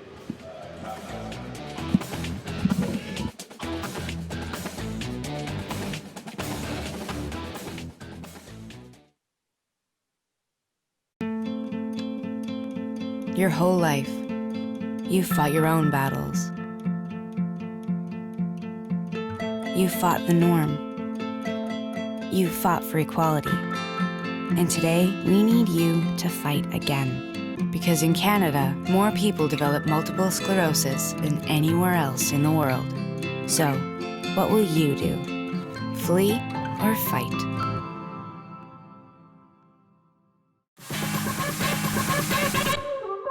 Sandy doesn't just spin good beats, he also looks the part. It all comes together to create something beautiful and harmonious. Feel beautiful regardless of her age, her demographic, her size, her color. Dance demo with the salsa queen herself. This is when I'm at my happiest, and it's my pride and joy work. Backstage 360, daily on Shaw TV Channel 9. I'm R.A. Dickey, pitcher for the Toronto Blue Jays. Child sexual abuse is something I know all too well. I've been a victim. Did you know that 90% of offenders who commit child sexual abuse don't have a criminal record? We need to create safe environments for kids. We're partnering with the Canadian Centre for Child Protection through their Commit to Kids program. Help kids achieve their dreams. Protect kids in sport. Go to bluejays.com/protectkids to learn more.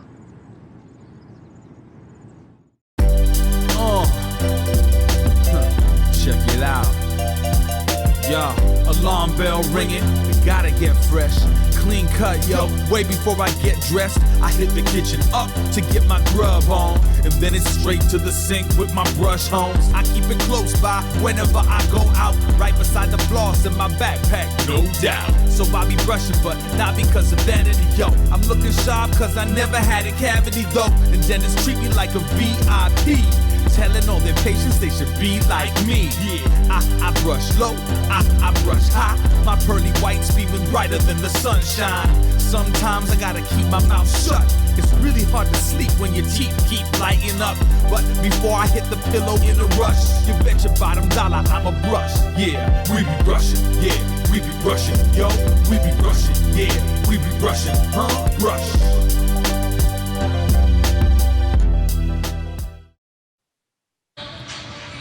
Hi everybody, and welcome back to Winnipeg Rifles football on Shaw TV. The Edmonton Huskies lead the Winnipeg Rifles 8-7 at halftime. Let's talk to Mike Valente, who is with Ian McLean, the head coach of the Edmonton Huskies. All right, here with the head coach of the Edmonton Huskies, Ian McLean. Ian, a lot of injuries on your team, obviously. You want a lot of the younger guys to step up. What did you make of your team's performance in the first half? Our defense stepped up. We're missing some guys on defense, and we have the next man up mentality. So they've had a good half. Our offense just hasn't clicked yet. So we need to try to get some momentum, try to get some positive plays, and need to try to score points and get first downs. For sure. Very close game, obviously, heading into the second half. Any special message in the locker room? Just to be confident in ourselves, and I think everybody's a little tight. Everybody's a little. I'm not sure if it's nervous or if it's just not playing loose. So we're talking about playing loose and making sure we're staying out of the penalties. We want to make sure we're not doing that. Appreciate your time. Thanks. There's Ian McLean, guys. Back upstairs to the booth. Hi there, and welcome back. We're going to take a look at the first half stats now. Very even affair here. 10 first down to the Rifles, 7 for the Edmonton Huskies. The other important stat here to look at is turnovers. 3 turnovers by the Huskies and 2 by the Winnipeg Rifles. So both teams turning the ball a little bit or over a little bit more than they would like to. However, evenly matched so far. Yeah, total offensive yards gained is pretty similar. I mean, we're looking at about 4 yards difference between the two teams. The biggest thing has been the rushing game that, to me, has been the difference that the Huskies were able to establish at the end of the second half there. It'll be interesting to see if they're going to be able to continue that here in the start of the third quarter. And it's going to be interesting to see the adjustments, if any, the Rifles made. I mean, defensively, both teams need to be happy. 8-7 is a good score to be in. It's going to be a good half of football. So it looks like the Edmonton Huskies will receive the kickoff here in the second half to begin the third quarter. Maybe some of the stats that aren't on our graphic that have of particular interest is that Xander Tuchinski had 3 receptions for 90 yards and a touchdown. He was by far the Rifles' top receiver. Jamie Ibarra had a fairly efficient first half, although did have 2 interceptions, albeit one was tipped, and I'm not sure it was 100% his fault. Brad Laurent also 11 for 19 for 118. 2 interceptions. However, I'm not sure that either one of those were his fault. I think that he should be going into the second half feeling fairly confident, especially with the way that he was able to begin to hit his stride with his receivers and really begin to start to throw into a rhythm. So that's another story that we'll have to keep our eye on in the second half. So as the Rifles get set here to kick off, Ian Lee's getting ready to kick to the Edmonton Huskies. Brett Berzik again back for the Huskies. The ball, however, goes to number 20, Troy Hansen, who fields the kick and gets a decent return from good special teams blocking up to the 35, and that's where the Edmonton Huskies will scrimmage 1st and 10. And this is a big drive for the Huskies offense. You heard their coach on the sidelines talking about playing loose and converting first downs and gaining yards. And, you know, they went in hot to end the half and scored, and now they get the ball back. So if they can continue with that momentum, they can make a big shift in the game right now. Yeah, and I think maybe the interesting thing to note is if you look back to what both head coaches were saying, is that they were both very positive in saying that, you know, their teams are playing well, they need to clean up a couple of things, and that they fully expect their teams to play to their potential. So although they feel they're playing well, they feel like they have another level, and that they're expecting that their players will step up here in the second half. Both teams are young. You see a lot of similarities between these two teams, actually, when you really analyze it. Play a bit of a different defensive system, but, you know, from an offensive standpoint, they like to spread it out, run off a PA, pass off a PA. Both have athletic quarterbacks. So yeah, I definitely agree. There's a lot of similarities, especially in their offensive game strategy.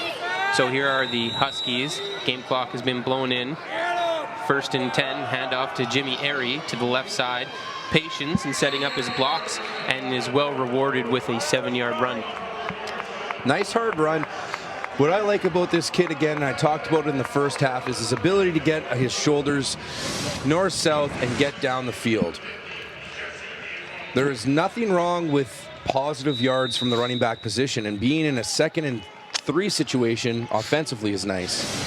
So here's Jimmy Airy again, who cracks off another big run, except he fumbles the ball. And of course, that is a big turn of events for the Rifles. They get the ball at midfield.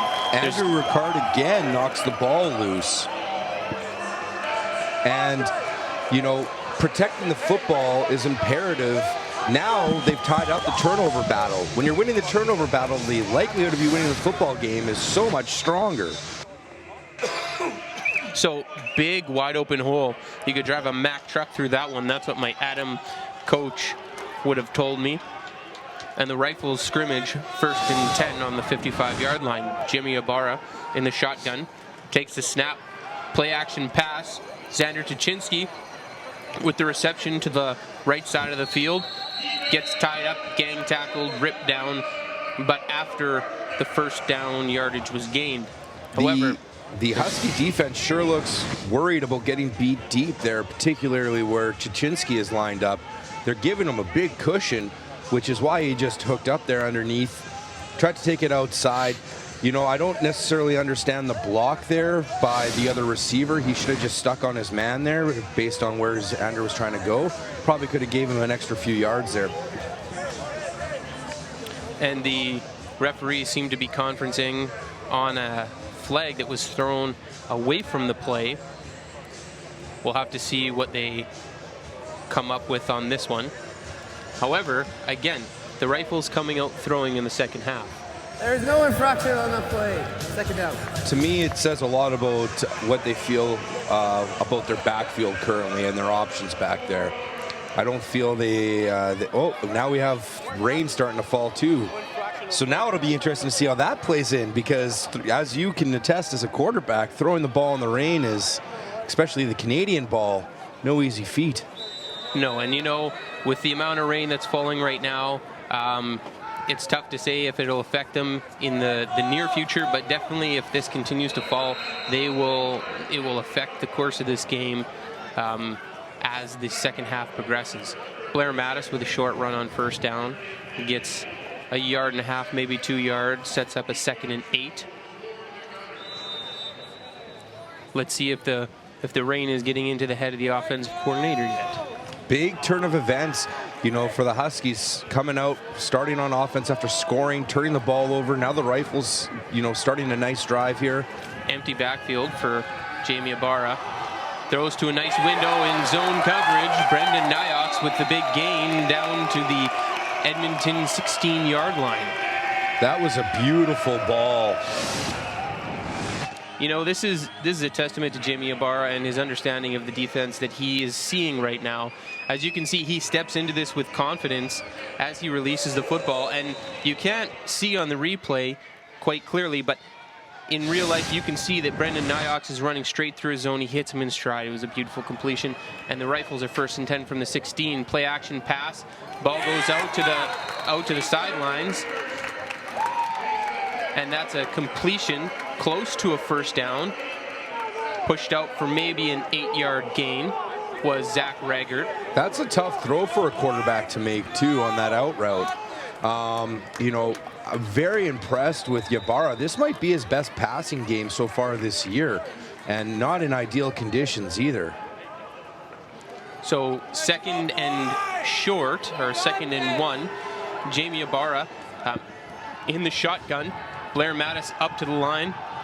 They're throwing to the end zone to Zach Raggart. Looks like it might have been a push-off as the referee throws a flag, because I'm not sure that Zach Raggart was interfered with here on this play.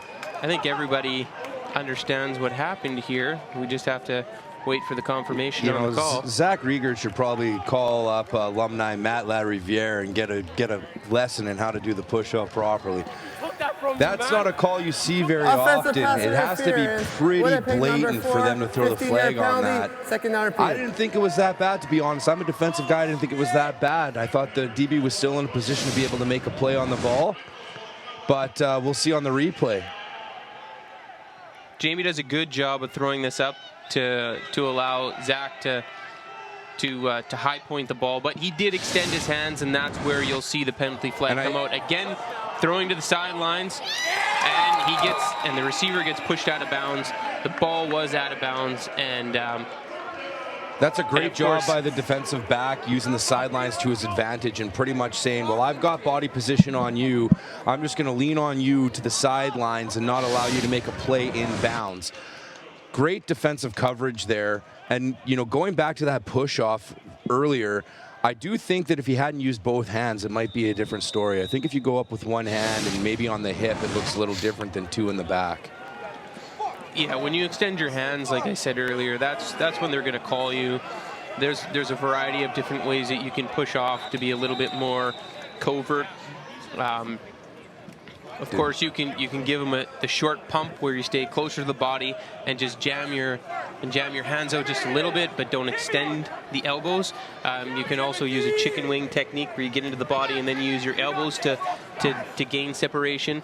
So that's one of those things that Zach will just have to be schooled up on. Costly, what we're seeing right now on the field. That timeout there, this could come back to bite them in a very tight game like this. For not having enough men on the field. you better hope you make this field goal after burning a timeout. Otherwise, I believe it was Tim Demaduke who came on the field late is going to be getting an earful about this. You don't want to burn a timeout in this situation.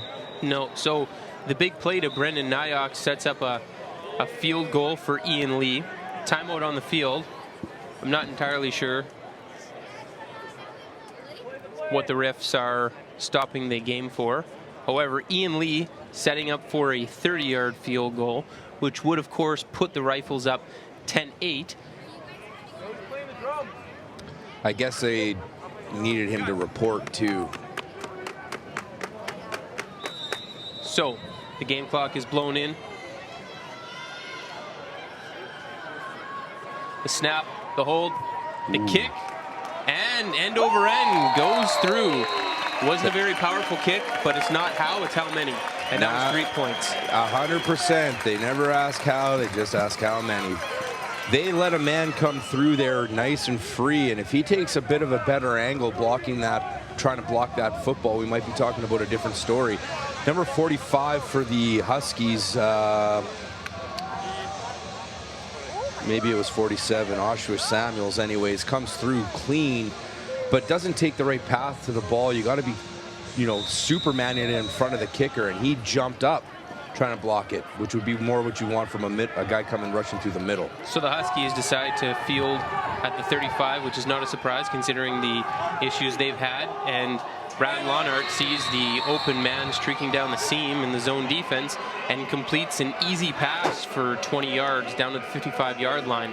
Halfback Josh Onabuchi bit on something and came up, allowing him to just run free right up the seam. I mean, they're lucky that doesn't get hit earlier, and he doesn't make them pay.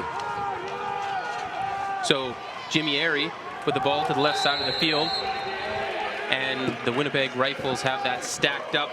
Looks like it's going to be 2nd and 9 or 10. Was that for Garrett the Edmonton Beardy, Huskies. number 94 for the Rifles, making that play? Yes, it is. He's a converted linebacker, and he is an absolute athletic freak in the middle. Great first step and extremely powerful. Brad Lonart back to pass, puts his foot in the ground. Quick completion to number 86, Tanner Buchanan. This is the first time we've mentioned his name today. He came very close to the sticks. We'll see if the refs give him a good spot or not. Ooh, I'm not sure I agree with that spot. I think he was a yard or two further. He definitely was, but then he came back, right? So I don't understand what he was thinking. He was at the sticks when he caught the football, and he decided to jump back. You'll see on the replay here that he jumps backwards. He's going the wrong way to get the first down. You need to know where you are, the situation in the game, and extend for the first there. So this is 3rd and a long yard for the Edmonton Huskies. Brad Lonart hands the ball off to Jimmy Airy. Second effort, looks to get the first down. It's a great second effort to ensure that he got it, because it looked like on the initial contact the Rifles had him stopped short, but he kept his feet churning and managed to fall forward and gain that first. That's a huge conversion for the Huskies to keep their offense on the field. So this is the second first down on this drive for the Edmonton Huskies, starting to gain a little bit of momentum. So you can see here that Jimmy Airy gets contact but keeps his legs moving, which is always the most important part. Jamie Airy again gets the ball. Nice hole on the right side of the line. Gets a 7-yard gain on first down. So the Edmonton Huskies here look like they're starting to assert a little bit of dominance in the run game. Well, and I'm wondering, too, when you look at time of possession, because the Rifles have been unable to run the ball, which allows you to control the clock more. And this defense played a lot in the first half. Even though they didn't give up many points, they played a lot of snaps. And I'm wondering if because, they're young and they're banged up, if they're starting to get a little tired. So Brad Lonart hands the ball off to Jimmy Airy again. North-south down the field for another big gain. We'll call it 25 on the carry. And, the end here for the Rifles just stops his feet dead and tries to lunge. A running back like Airy, if you're just going to try and lunge at him and make an arm tackle, look at 95 here on the edge. Comes down, tries to close his gap, and then just lunges at him. You need to get in there. You need to meet that read quicker, be 100% sure with it, crash down and make that play. That is on the end right there. Yeah, you need to play aggressive football if you want to make big plays. Handoff is to Jimmy Airy again. But this time, number 50, Jesse DeFonte, with the big tackle on a short gain. There are flags on the play. Jesse DeFonte was a kid that my first year coaching with the Rifles, we tried to recruit out of Oak Park, and he had eyes for the West Coast and went out to BC for a year. Didn't necessarily play as much as he was originally told, and decided to come back to the Rifles. That's a huge addition for them because they lost their number one linebacker last year, Chris Brown-Filion, their most valuable defensive player. He's not back with the Rifles this year, so Jesse's has big shoes to fill and is doing a great job doing that. Yeah, players coming back from BC are always a big story here in Winnipeg because, of course, a lot of players end up going out to the West Coast for the allure of the West Coast things, like beautiful mountains and getting out of your parents' basement and living on your own. And the ocean. I'm sure that's part of it. I'm sure that's all part of it and what lures you to the West Coast. That's what lured you, wasn't it? Absolutely. The mountains. I went out to the West Coast for my first 2 years of junior football and then came back. I played in Chilliwack, and it was an awesome experience. It was a great opportunity to get out of the house, like I said, and hang out with your friends and get to do the things that we like to do, which is just play football. We're going to throw it down to Mike Valente with an update from the sidelines. More on running back Jimmy Airy of the Edmonton Huskies. He really is one of the most effective weapons for the Edmonton Huskies over the last couple of seasons. Definitely has become a leader on the roster. He actually started as a QB when he's a really young kid. He really loved running the ball and then soon realized that running backs touch the ball a lot more than other receivers. Outside of football, mountain biking is his favorite thing to watch and do. And Jimmy's a bit of a character. He can't live without fuzzy peaches, he says, and he's a big fan of romantic comedies. Who doesn't love a nice rom-com, guys? I tend to agree. Rom-coms are Mark's favorite movies. He's told me quite a number of times. Only when I'm in the doghouse with the wife. I'll watch You've Got Mail, or what are the other ones? Sleepless in Seattle. Oh, you know Tom Hanks, don't you? I do. So the play we missed there was a 1st and 15. The slant pattern on the right side of the field was dropped. However, there are flags on the play. It's like they're sneezing and it's coming out orange all day. It's unbelievable. The allergies must be bad on the field right now. I understand calling a game and you need to keep the players safe and you need to keep it controlled. What drives me crazy is when it affects the flow of a football game. First down. And right now, it is affecting the flow of the football game for both teams. So you can see Brad Lonart back to pass, and he's very confident in this throw. It was a good pass. Really, I think that the receiver probably should have been able to catch that. However, the refs deemed it was pass interference. I'll be honest, I didn't see it there. 1st and 10. I just didn't see it. And here's Brad Lonart with a great play fake. Wide open. Naked boot to the left side of the field. An easy touchdown, walk-in touchdown for Darian Grimolowski. That is a thing of beauty, how he tucks the ball in there and then pulls it. He does a great job selling it. The defense completely thought the running back had the ball. That was wide open. Great play call, nice execution here by the Huskies. Yeah, and for those young quarterbacks who are tuning in here, great play action fake you can see here by Brad Lonart. He gets his left hand into the stomach and hangs it out there like he's got something to play, and turns around, wide open field, easy completion, and a walk-in touchdown. So that's a well-executed play by the Edmonton Huskies. I don't want to knock a guy here, but Josh Onabuchi, again, the halfback, number 26, carried that across. I don't know what he was thinking. He's the backside halfback, yet he feels like he's going to make a play on that running back there. And he just flew across the field, not carrying his man across. If you can look for number 26 on the replay, well, you won't see him now because he's way across the field. But he was supposed to be carrying number 85 there and didn't. He was so entranced on the running back and that PA fake that he just completely lost his man and bailed on his assignment. That's a classic. I mean, I know you're a Pats fan, and I hate going back to it because I loathe the Pats, but that's a classic. Just do your job. Don't try and do too much. Do your job. Your job is that, man. That's what you do. Yeah, I tend to agree. You took the words out of my mouth. I was literally just going to quote Belichick there and state, do your job. It's one of the mantras of New England Patriots head coach Bill Belichick. as well as it is the mantra of a lot of defensive coordinators, and that's that, you know, you don't need to go out there and try and make plays that aren't yours to make. Defenses are structured in a way that if the ball comes to your area, that's when you need to step up and make the play, not when it's not in your area. They just expect hustle, but hustle within their systems. Yes, and you just need to be making the plays that come to you, not trying to do too much. Jonathan Rempel back to receive the kick, tracks the ball well, sticks his head down after okay blocking, and gets it up to the 20-yard line. Jonathan Rempel, a converted quarterback, back taking kicks. Well, What do you he's their think? backup quarterback. You know what? He's an offensive weapon. The one thing that I don't have anything bad to say about the Rocket. I mean, that's what they call him.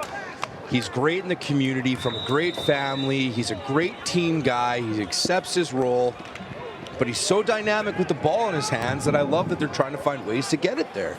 I know. What I really like about this coaching staff is that they're willing to give their athletes an opportunity to make plays even if they are a quarterback on the roster. Jamie Ibarra handing the ball off to Tim Dimmaduk for his first carry of the day. Gets a short gain to set up a 2nd and 8. Do they think they're the Denver Broncos and the halfback dive's going to get them a 6 points here? No. I mean, they have been struggling with the ground all day. I like that they're staying committed to it. I really do. You need to. And eventually you got to think that you're going to break it. I would rather give it to my scat back. Give it to a playmaker. No offense to your fullback, back to pass. Oh, and Brendan Nyox hears footsteps, takes his eye off the ball, tries to one-hand it, gets those dreaded gator arms, you know, and the ball hits the turf. That's just a pretty boy play there. He's worried about getting a little bit dirty as far as I'm concerned. You know what? When you're running a route across the middle, you need to be cognizant of the fact that, yeah, you may take a big hit, but your job is to catch the football. That was a catchable ball, and if he would have made that one guy miss that he heard coming down, he had a lot of daylight to make something happen. Yeah, and to be honest with you, I expect Brendan would make that play 9 times out of 10. However, the Rifles are punting. Zach Raggart hits the ball, gets a favorable bounce. Troy Hansen with the return again, makes a couple of guys miss. Doesn't get a whole lot of headway, but nonetheless scrimmages with great field position as the Huskies take the ball at their 52-yard line with 6:21 left in the third quarter. There is a flag on the field again, so it'll be interesting to see what they're calling this time, but it looks like it's going to be on the Rifles, just by the way they're acting on the sidelines. No. Block in the back. Illegal block. Edmonton over 28, 10-yard penalty, first down. Illegal block on Edmonton, which doesn't take them out of their great field position setup. They're still scrimmaging at a good place on the field, and they can feel confident that that they're not backed up in their own end or feel any pressure in that way. Brad Lonart back to pass, dumps the ball to Jimmy Airy again. Jimmy's got some room out to the right side of the field, makes one guy miss, redirects, and he's out with a 10-yard gain at the 52-yard line. That's a great block by Cable Harrison there, coming back to free him to get outside. He makes sure that he gets his head in front, doesn't do too much to draw a flag, just gets enough of him to allow him to get outside and gain that first down. You know, the Huskies' passing game is not very complex, but they're mixing it up enough to keep the Rifles off balance. Hand off to Brant Berzik. Nice little scat run there. He's a different pace than Parkey. You know, he looks smaller, just as quick, but his feet when he hits the ground, very, very agile, very quick when he cuts, doesn't even lose any speed. Yeah, I definitely like the change of pace back, and I like to see that they're giving a change of pace an opportunity to take a couple of carries in this game. Handoff is to Brent Berzik again, and he rumbles for a first down for an 8-yard gain. You know, and you just talked about how you like that they're giving them touches because it offers a change of pace to the offense. I also like that they're giving them touches because I think it's going to give them confidence in the return game as well. You know, when your coaches show confidence in you to handle the ball out of the backfield, it's going to give you the confidence you need to be able to make a play. You're not worried about being pulled. I know. I think that it'll set up a little bit of more confidence for him in the punt return situation. Well, we got flags down again. And we got flags here. Number 5, Harrison Cable, has his helmet come off. I'm not entirely sure if it was on his own accord or if it got torn off of him. However, there is a penalty flag on the field. Unnecessary roughness, Winnipeg, number 50, 15-yard penalty, first down. Jesse DeFonte with the UR call. And, you know, you just, again, it's playing on that fine line, being aggressive but not overstepping. Because penalties like this, especially when your own end and your backup is up against the wall, are not what you need to be. You don't need to be giving 15 yards in your own end. Yeah, Edmonton is starting to get the ball rolling here with the running game, and now if you're tacking on 15-yard penalties, that's not going to help. The Rifles, however, with a nice defensive stand here, stop Brant Berzik for a short gain. 2nd and 9. You know, a great job here on the edge, setting the edge by the D-line, allowing their linebackers to come up, and then finishing when the running back cuts back into you. That's what happens when you stay in your gap. That's a gap. That's a gap system defense right there. Again, we touch on do your job. You do your job, and the play comes back to you. And Brad Lonhart, play action pass, steps up deep with a beautiful football to the short corner of the end zone. Unlucky that Darian Grimolowski gets pushed out of bounds at the 1-yard line, but great throw and great catch. Again, you know, I always like to say that that's a great football play, because when you look at the Rifles, they play it great on the edge. Hillary, number 51, comes up, makes good contact, forces the throw. It's just a great throw and great catch, and the coverage is pretty tight there too. Yeah, that was a great football play all the way around.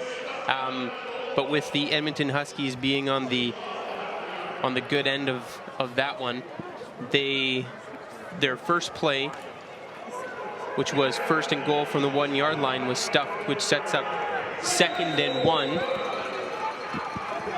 on the 1-yard line. They're going with their small back here. I find that interesting. And they're just going to plunge ahead with Brad Lonhart, and it's a touchdown with 3:18 on the clock. And it looks like they're going to go for 2 here. Well, they're up by 11. If they go up by 13, at least that's 2 scores. 2 scores. If they go up by 12, if the Rifles were to get a converted touchdown, 2 field goals, they win. Yep. So I don't mind this. The numbers say that's the decision to make, actually.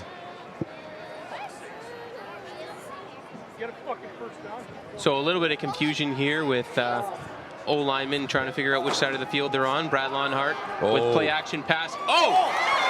And Andrew Ricard with a great break on the football and an interception. That's kind of negated. Sorry. It's interesting. My apologies, Stephen Conway. Was it Conway? It was Conway. That's a nice play. I mean, it's a hard ball to complete for a quarterback on that out route, and it needs to be timed really well. And if the defensive back breaks on it and reads it as well as Conway did there, it can be detrimental. Fortunately for the Huskies, you know, that's not going to cost them.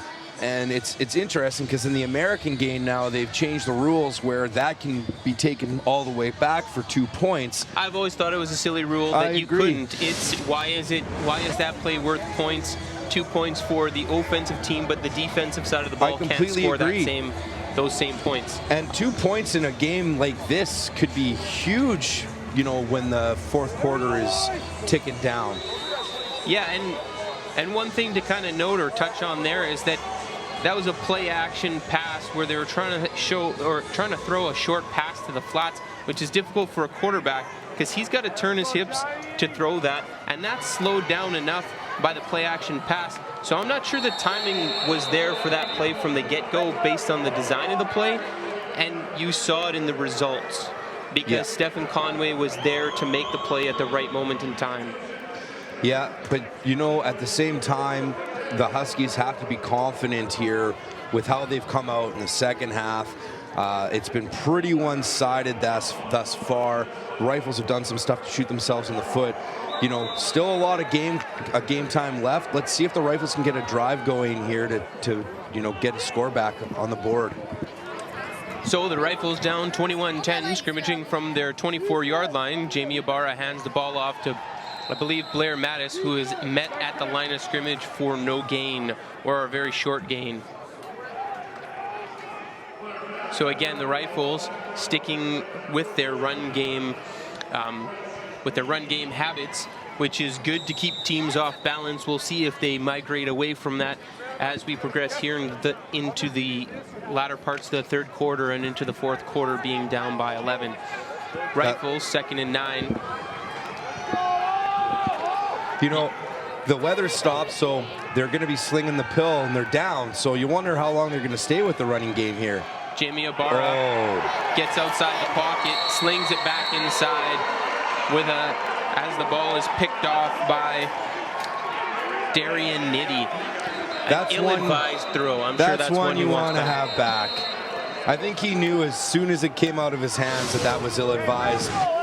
And you know what? I get it, because you're trying to make a play. You're down. You want to get down the field. You're a competitor. But sometimes you just need to realize that it's not there. The risk is too great. As a quarterback, you need to manage that risk and make the right decision. Either take the sack or throw the ball away. Yeah, and that's sometimes a hard lesson to learn as a young quarterback, is that sometimes the best play is no play at all. He's a competitor, and he's out there just trying to make plays for his team. So for his sake, I'm sure he's on the sidelines trying to cheer on his defense to get one back for him, so that this one doesn't sting quite so much. Rifles are probably hoping they can get a quick turnover here. I mean, they forced enough fumbles, they've picked off enough balls.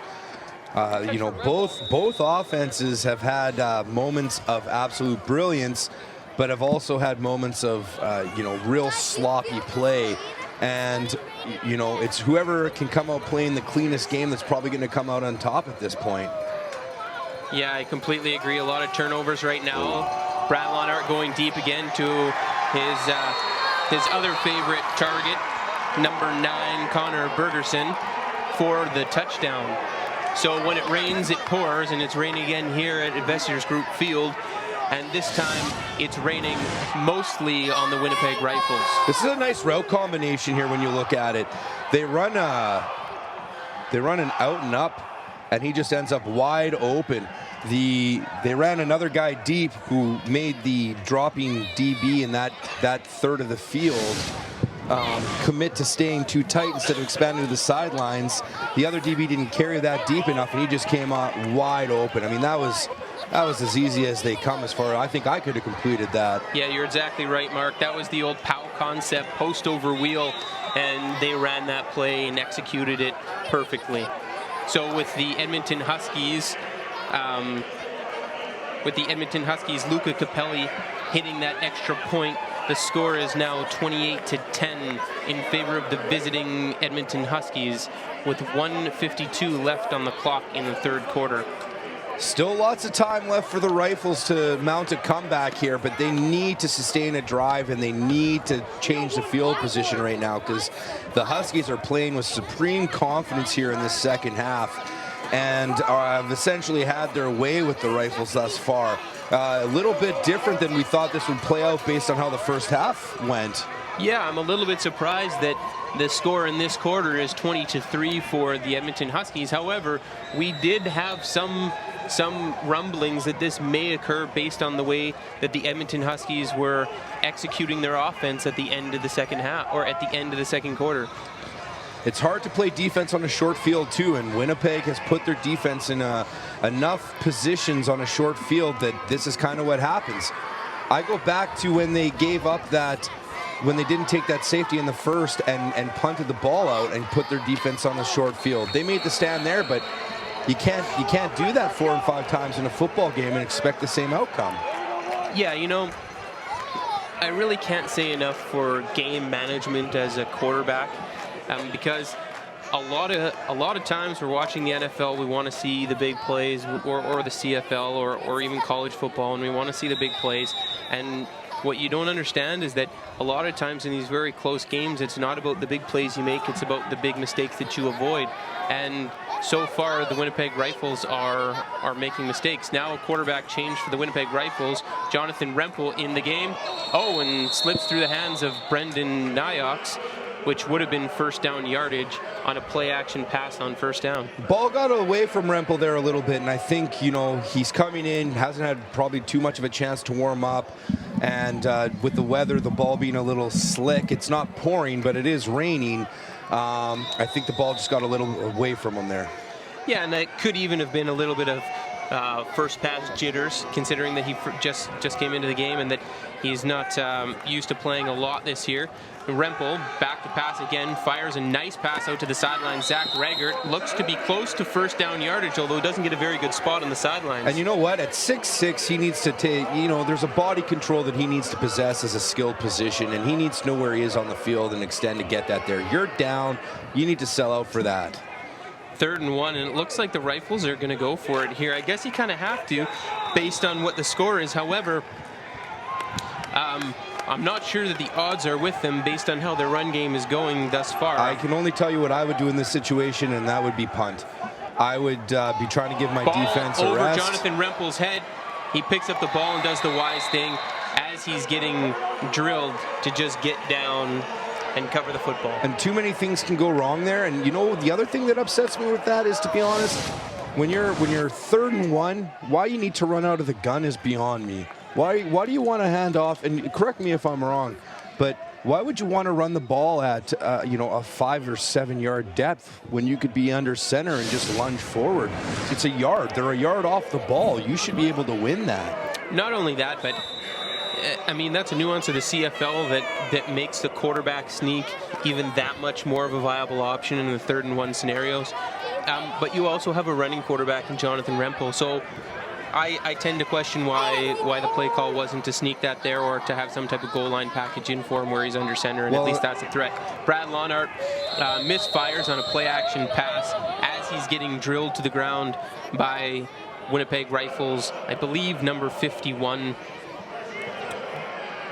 Donovan Hillary.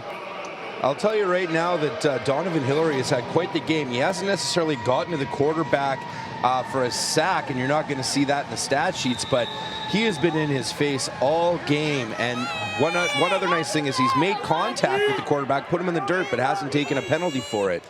Yeah, he's playing with a lot of control in his game, and the coaches are going to take notice of that.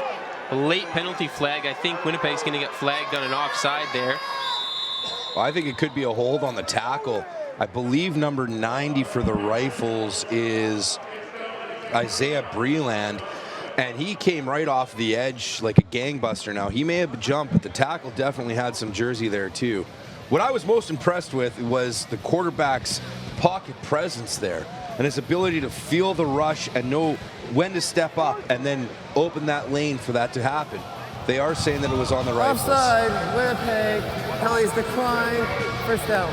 So that's the first time we've really seen Brad Lonart get outside the pocket on his own accord, at least not on a play that was called to him. As you can see here, as he's stepping back in the pocket, he doesn't see anything to his left, feels the rush coming, steps up, realizes he's got lots of space and gets the first down. The handoff is to Brent Berzik, and he's tripped up at the line of scrimmage with a great shoelace tackle by what looks to be Josh Onabuchi. I wonder if Aries hurt. I mean, he's a little bit more powerful here. I'm wondering why they aren't using him in the red zone. I see him standing on the sidelines, so I'm not sure that he's injured. This might just be a game plan thing that they want to get Brant some extra carries, maybe set him up for the playoff run. Yeah, I guess, when you're up, you want to give your guys reps and you want to keep your lead dogs healthy. But the game being as important as it is for both teams with the playoff implications, I'm surprised you're pulling your number one back this early. And at the end of the 3rd quarter, it is 28-10 for the Edmonton Huskies over the hometown Winnipeg Rifles. You're listening to Winnipeg Rifles football on Shaw TV.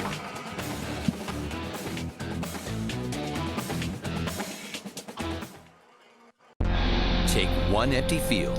Round up a group of players, add 3 bases, plus 1 home plate, throw in a softball, and add an umpire. Play ball! It's not hard to get a game of softball going and to keep it going from the time you're 4 till you're 84.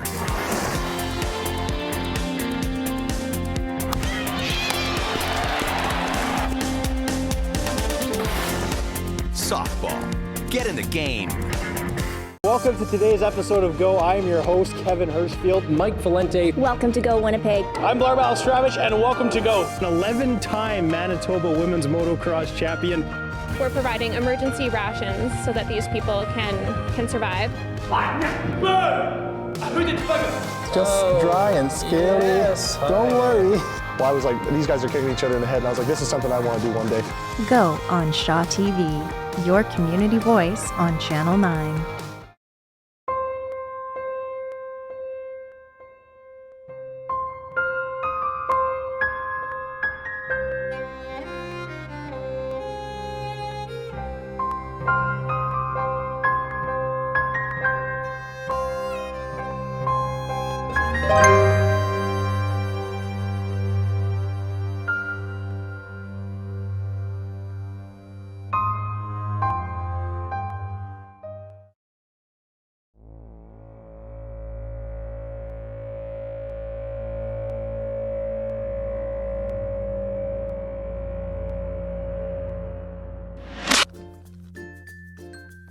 Find your voice.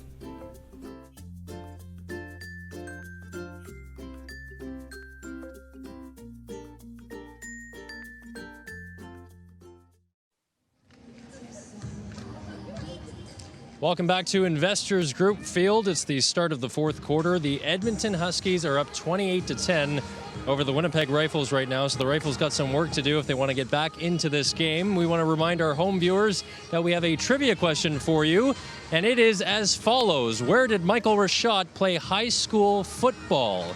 He may not be playing in the game tonight, but he's our trivia question. If you know the answer, tweet us at Shaw TV Winnipeg for your chance to win a Winnipeg Rifles prize pack.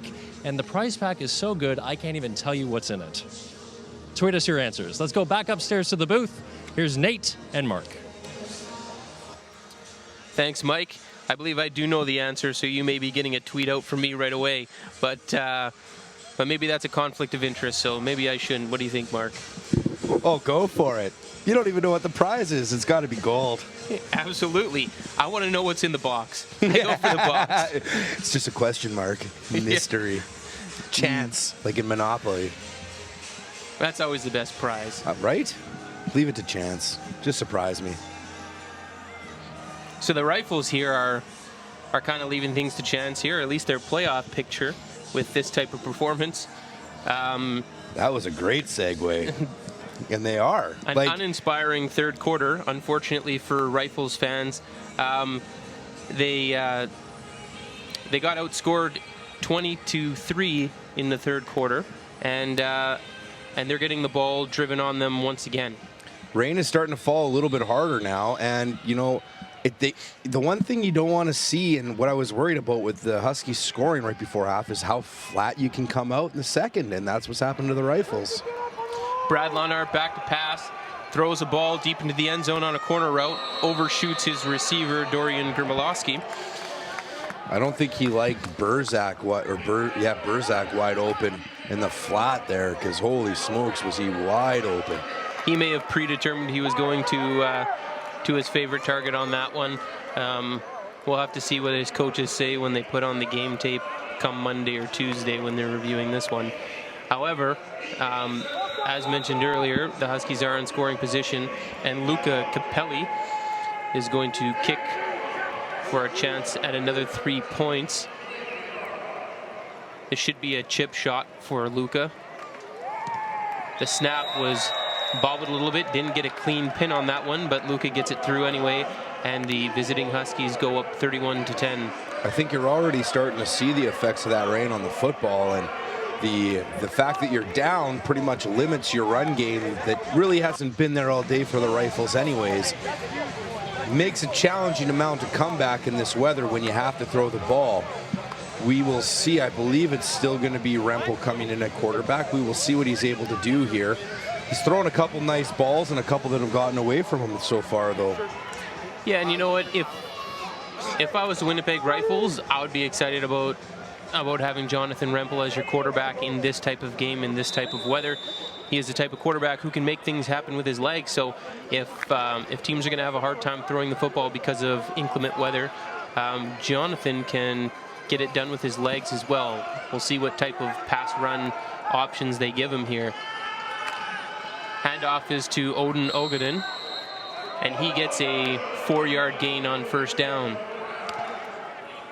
And I'm wondering if, because of the backup quarterbacks in, if offensive coordinator Jeff Reddy has maybe decided with the weather, we got to try and break a big run here. Maybe he's just trying to put Rempel in some second and shorter situations. So Rempel in the shotgun again, motions the receivers to the line of scrimmage. Ball snap, ball's out of his hands quickly, throws a slant route into tight coverage, and gets a first down. That read by Rempel was so predetermined, he could have ended up getting his wide receiver killed. I mean, he timed it perfectly, but holy smokes, he was not looking anywhere else on the football field. Look at Rempel's eyes here. He goes right to that side. He catches the ball. He steps and throws, which is great for timing. However, hopefully he's not predetermining those reads without taking a second peek, because that can land him in some trouble. Well, if Darian Nitty, the outside linebacker, takes a better angle there, lights out to whoever that receiver was. That is Cole Chowan with his first catch of the game, getting into some late game Good action here. Good fearlessness by that receiver. He's having a hard time getting his helmet on as the snap comes to the line of scrimmage. Jonathan Rempel hands off to Odin Ogaden again with a short gain on first down of about 1 or 2 yards. I don't know. It seems somewhat predictable to me. Run, pass, run, pass. I guess maybe you're not confident in your quarterback's ability, but I'd be trying to put the ball in the air as much as possible right now. You got 12 minutes left of game clock. You gotta make some big plays here. And again, this on again, off again rain that we've been having all night seems to be off again. So tough to say if the ball is wet, but the receivers nonetheless seem to still be dropping them. That ball was right in the midst of the intended receiver and was dropped. Uncharacteristic of Xander Tchinski to drop that football. I mean, he knows it. A great leader and a guy that, will make up for that. A guy that you should go back to right away and let him try and make a play, because he will make up for it.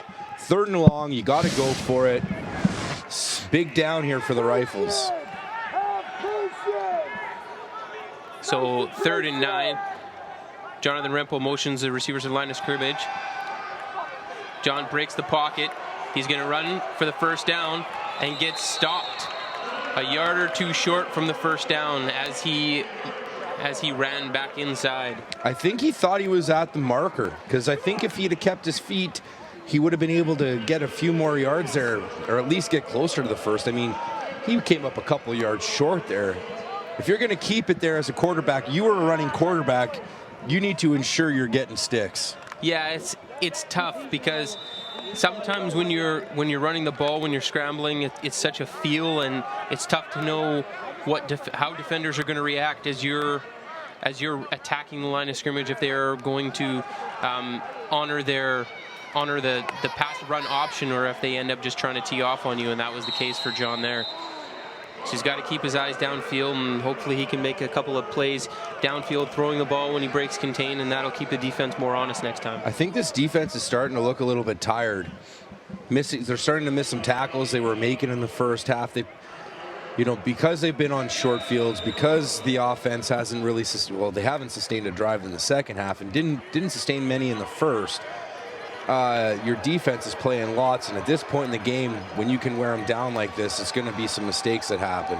Yeah, Brad Lonart, play action pass again, and well-timed timing route there, gets the ball out of his hands and just kind of slips through the cracks as another incomplete ball hits the ground here at Investors Group. So it looks like the Edmonton Huskies will punt here on a 3rd and 9 scenario.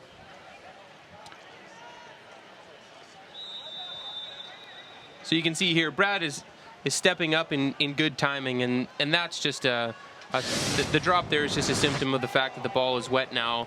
However, Brad seems to be not feeling any effects, as it doesn't affect some quarterbacks, and it affects some quarterbacks more than others. The wet ball and throwing in the rain. Kai Madsen receives the punt for the Rifles, gets strung out, and gets strung out on the 30-yard line. It did look like there might have been lightning off in the distance there. You know, there's going to be a penalty here for contacting the kicker, and although I agree that you need to be trying to attempt to block, you also need to be cognizant with your players as a coach and explaining that we cannot take a penalty.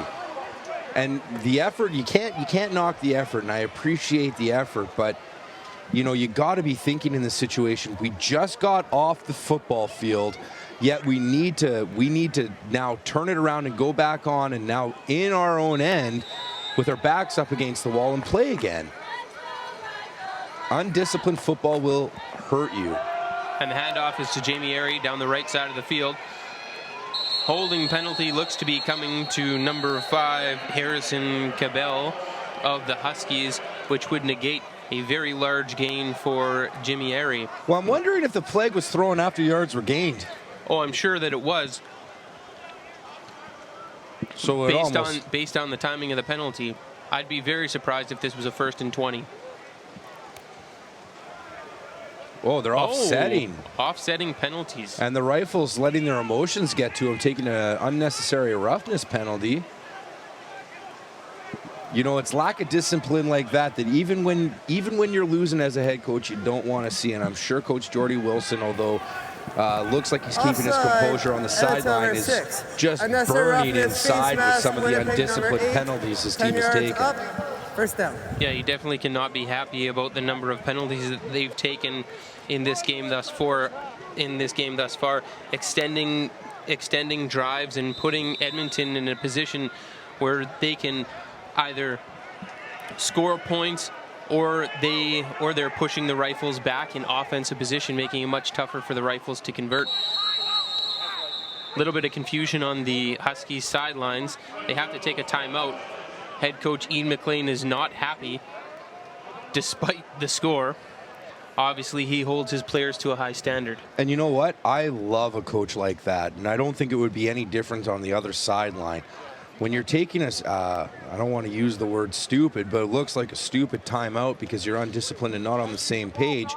Regardless of where you are in a game, whether you're up or down, it shows a lack of focus from the players.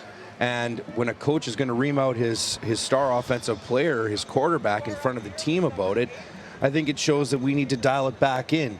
Lets them know that this game isn't over, and even though there's 10 minutes on the clock, yes, we've got a lead, but in the Canadian game, as we all know, a couple big plays one way, and it's a different ball game. You can't think this game is over just yet, particularly with the weather now. Now it's raining harder, that ball's going to be looser, there's a more opportunity for it to pop out for both teams. Yeah, this is good. This is good practice for whichever team ends up making the playoffs, because you never know what type of weather you're going to play in. That's the beauty of the game of football, is that you play it whether it's raining or shining, and you got to prove that you're adaptable and flexible enough to play your craft in whatever the environment can throw at you. Another big gain here off the right side by Jimmy Airy, however, will be negated by a holding penalty. So the Huskies will look at 1st and 10 scrimmaging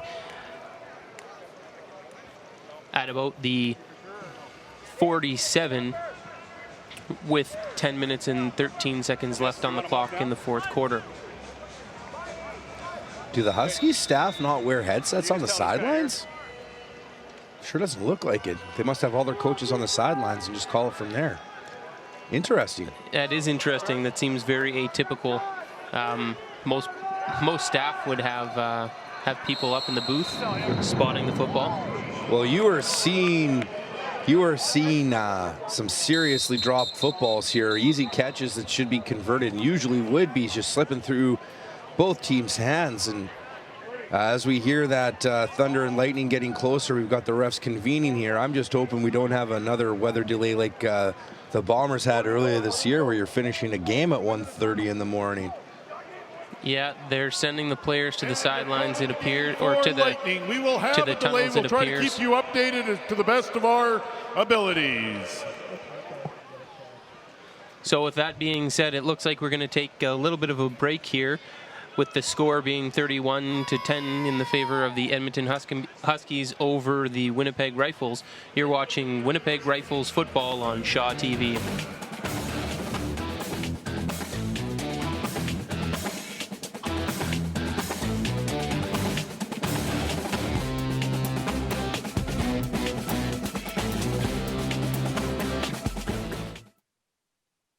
Winnipeg police officers care about the community. Giving back is an important part of the job, and we have an obligation to care for those less fortunate. Connecting with citizens through volunteering and outreach is essential for better neighborhoods. Programs like WPA's Cool to Be Kind and events such as Winnipeg Police Run and Motorcycle Ride for Dad benefit everyone. We stand strongest when we stand together. My name is Mo Sabra, and I'm proud to be a Winnipeg police officer.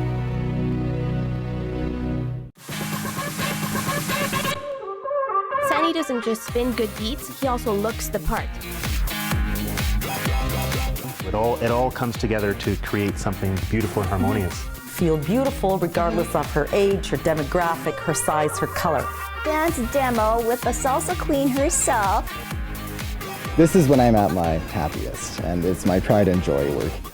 Backstage 360, daily on Shaw TV Channel 9. Oh, what a beautiful world, what a beautiful world this world could be. Oh, what a beautiful world, what a beautiful world this world could be.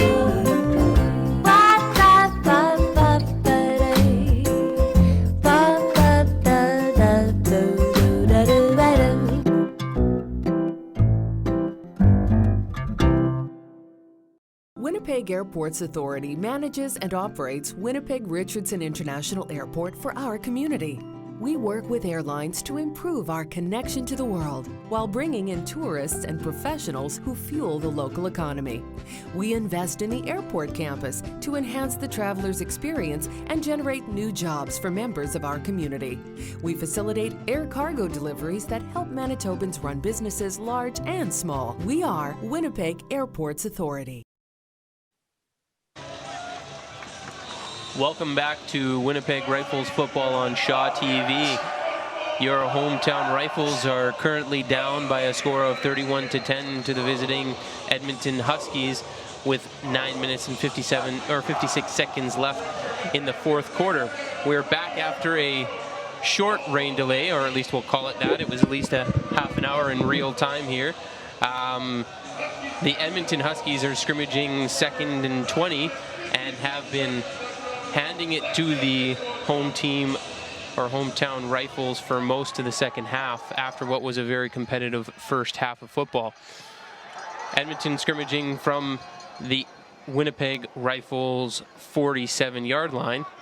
Brad Laurent in the shotgun, quads left, back to pass, steps into his throw, drops off a short pass on 2nd and long to his fullback, Vincent Schiffner, and it looks like that'll bring up 3rd down and long. Most likely the punt team will come out. It looks like they're going to go for it, Nate. Interesting turn of events. Hopefully the Rifles are prepared for this. This could also be a pooch punt or an onside kick. We'll see what happens, and that's exactly what it was. This should be onside, however, he's not going to get the first down, and the referee blows it dead. Throws the flag for no yards. However, that may be picked up if number 9, Connor Bergerson, was in fact onside for the punt. I like the concept and the idea behind that, but the execution just wasn't there. Yeah, there's no infraction on the play. You have to wonder Number if 5 that was onside. Yards not gained. You have to First wonder down. if that's a type of play that they practice all the time, or if that's a special teams play that maybe gets reps once every other week. They definitely, at least the quarterback, didn't feel all that comfortable making that punt with a little bit of pressure in his face. Jonathan Rempel under shotgun, hands the ball off to O'Nogaden to the left or to the right side of the field with a little bit of pace. He gets a short gain here, setting up a 2nd and 8. If we want to talk about a struggle today for the Winnipeg Rifles, we can start in the trenches. I mean, I know that for a team that takes the ground and pound philosophy with them, they have not been able to establish a line of scrimmage, even with their backup running backs. The run game has been non-existent today. Yeah, and I'm not going to make excuses for as Jonathan Rempel throws a touchdown, which is mostly, or an interception, which has been taken back for a touchdown. There is a penalty flag on the field. Let's see what happens as the Huskies finish their celebration dances. So, long throw there from Rempel. I mean, it looks like it's a short gain, but when you're throwing a strong side out route, that's a long ball for a quarterback to throw. And if that ball hangs up there for a second too long, the outcome of the play, pending penalty, is exactly what will happen. Great undercut by the DB. I mean, he read it, but there's a lot of time to get there. That ball's in the air for a long time. It's traveling a long distance. I'll be honest, I don't know if that's the read. Unnecessary roughness, Edmonton, will be applied on the kickoff. Touchdown is good. I don't know if that's the touchdown stands. I don't know if that's the read. Oh, we'll look at the replay here. I mean, Jonathan does a lot of things right on that play, in my opinion. Very quick release, gets the ball in and out of his hands quickly, although I'm just not sure that the read was there based on the outcome of that play. You got to wonder what he's taught, what his read is there in that situation for him to want to throw that ball. That's a dangerous ball to be throwing in your end. Just leaves you open to exactly what happened here. A touchdown for the defense. And the Huskies, with that extra point, go up by a score of 38-10 with 8:15 left in the fourth quarter. The Rifles will receive the kickoff shortly. Before I was cut off by the Rifles touchdown, I was going to say that the run game may not be what it normally is for the Rifles, because I think that the Huskies running a 30 front pose some different blocking scheme issues that the Rifles may not be used to when they're normally seeing a 40 front on a week-to-week basis. And as much as I'd love to be able to agree with you on something like that, the fact remains that when you're preparing for a team and you have a week, you know what you're going to be seeing from a front. And it's obvious to me, based on the defense, that Edmonton they've been playing this defense all year. So you know what you're going to be going up against. You need to make sure you're putting the proper plan in place that your players can execute as a coach. And that doesn't look like it happened today. Luca Capelli with the kickoff. Rifles receive the ball with a nice return out to the 48-yard line of the Rifles. Number 88, Austin Klein, with the return. Getting in some action. Jonathan Rempel back out on the field with the Rifles offense set to take the field 1st and 10 with 8:09 on the clock. Here we go! Receivers motion in the line of scrimmage. Handoff is to Odin Ogaden for another short first down gain off the right side. Again, the Rifles offensive line is struggling at the point of attack. The other thing that's happening is you're seeing, in the run game, you always want to see your receivers downfield and blocking. Though the effort is there, they're getting out-physicaled by the Edmonton defensive backs. Jonathan Rempel under shotgun, steps back, pumps, takes the ball down, makes a couple of D linemen miss, but is eventually sacked for a 6-yard loss, which will bring up 3rd and what looks to be 13 or 14, and the punt team comes out. And, that's one thing that I think Rempel could work on a little bit, is his pocket presence and feeling this pressure a little bit easier. I mean, it wasn't easy there because it came up the middle and off of the edge, but he needs to feel that earlier and have confidence in his ability to roll out and make something happen with his legs, especially in a game like this where you're down. Anything you can do other than eat the sack there. Zach Regert back to punt. Ball's off. Good punt, lots of distance, not a ton of hang time. Number 20, Troy Hansen with the return out to the 35-yard line. You know, some people that never get talked about or get the recognition is long snappers, and you know, that's because when they're doing their job well, nobody should know what they're doing. But on that particular play, Edmonton almost got there with a one-man rush off the edge because the long snapper for the Rifles didn't have quite the zip he's had on the ball most of the game, and it floated back there, making Regert kind of rush that punt. It was a nice punt considering the circumstances. Brett Lonart hands off to Jimmy Airy, and Andrew Ricard comes up and makes a solid stop in the Edmonton backfield. That is an aggressive play by a halfback. That is a great play by the halfback too, because they pulled their guard around, and you'll see when they pull the guard, he comes up and he makes his block. If Ricard doesn't come here and make that play, there's a lot of field there. That is a great play by number 8, Andrew Ricard for the Winnipeg Rifles. Brad Lonart going with an errant pass. Sure looked like the Rifles were in the neutral zone. His release. It did look like the Rifles were in the neutral zone, although I do not see a flag on the field. No flags. Huskies Defensive lineman definitely jumped, eh? and it seemed as though the center for the Edmonton Huskies was on the ball and snapped it while they were in the neutral zone, although there was a non-call there.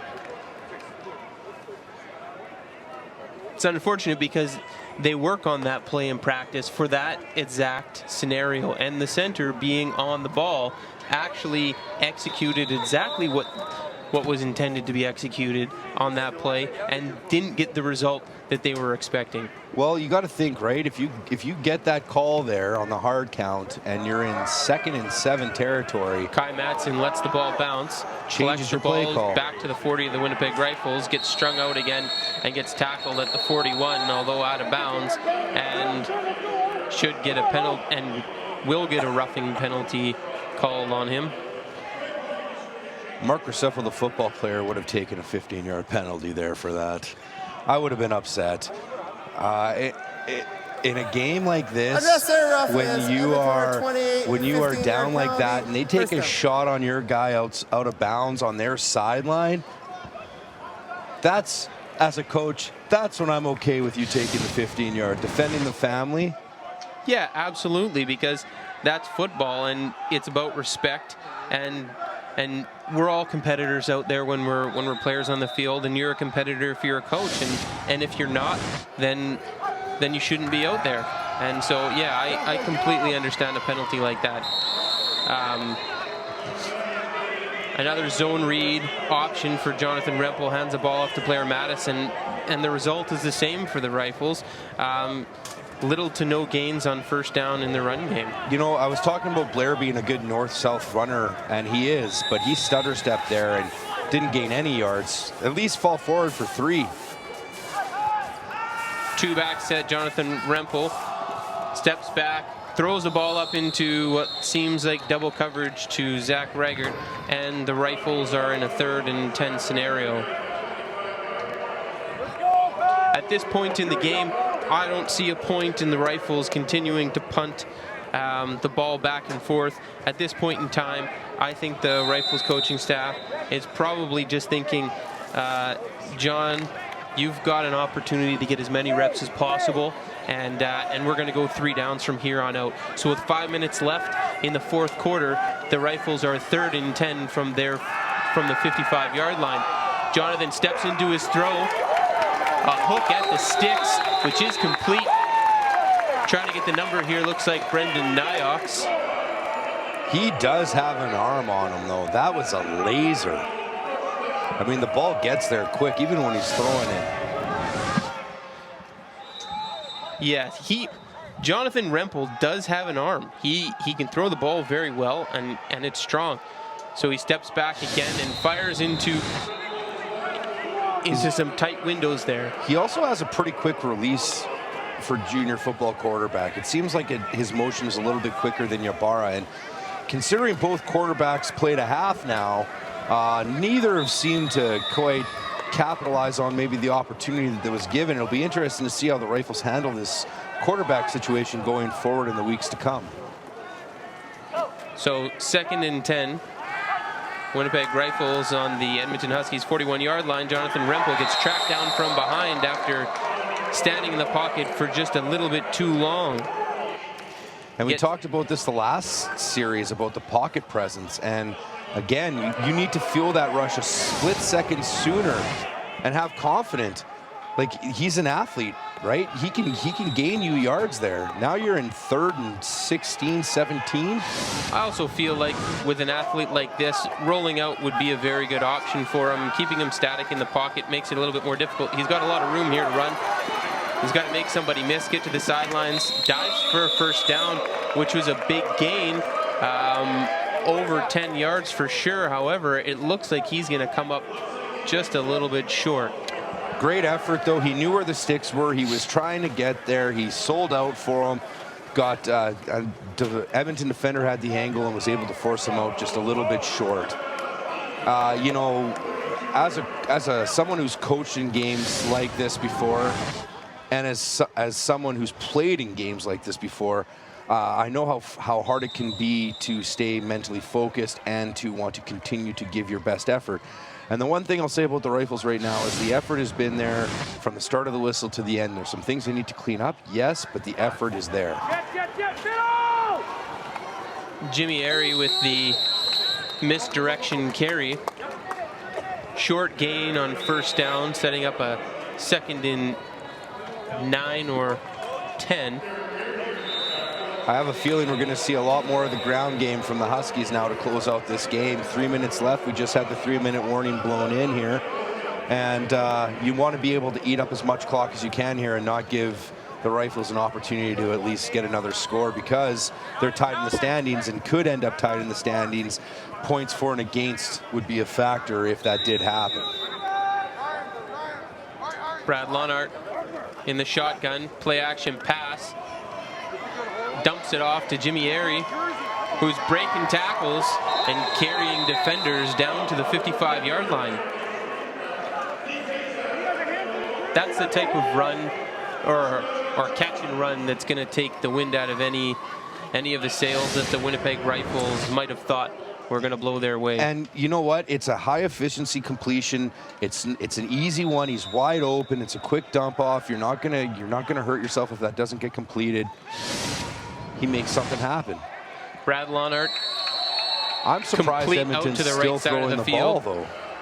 Aren't you? I'm a little bit surprised that they are, but I guess what they're saying is, hey, listen, we're not going to waste any reps here. We're up. The game's in hand. Why not run our full package and get live reps with their first team offense?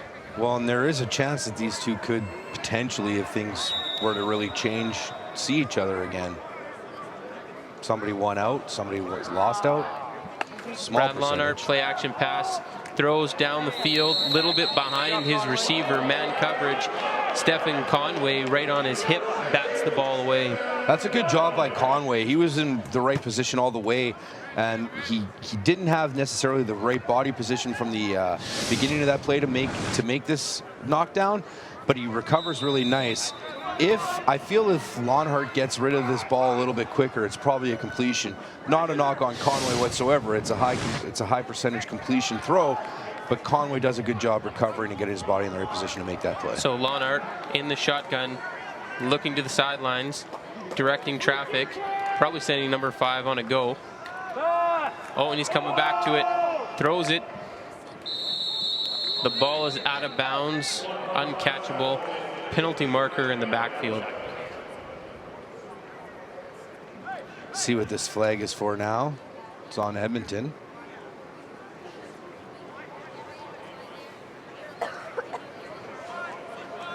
Be interesting to see the penalty yards for and against at the end of the game, because I feel like the Rifles gave close to a full field just in yardage and penalties. Probably close. It's got to be close to 100, I figure. What were they at by the half? Do you have that stat?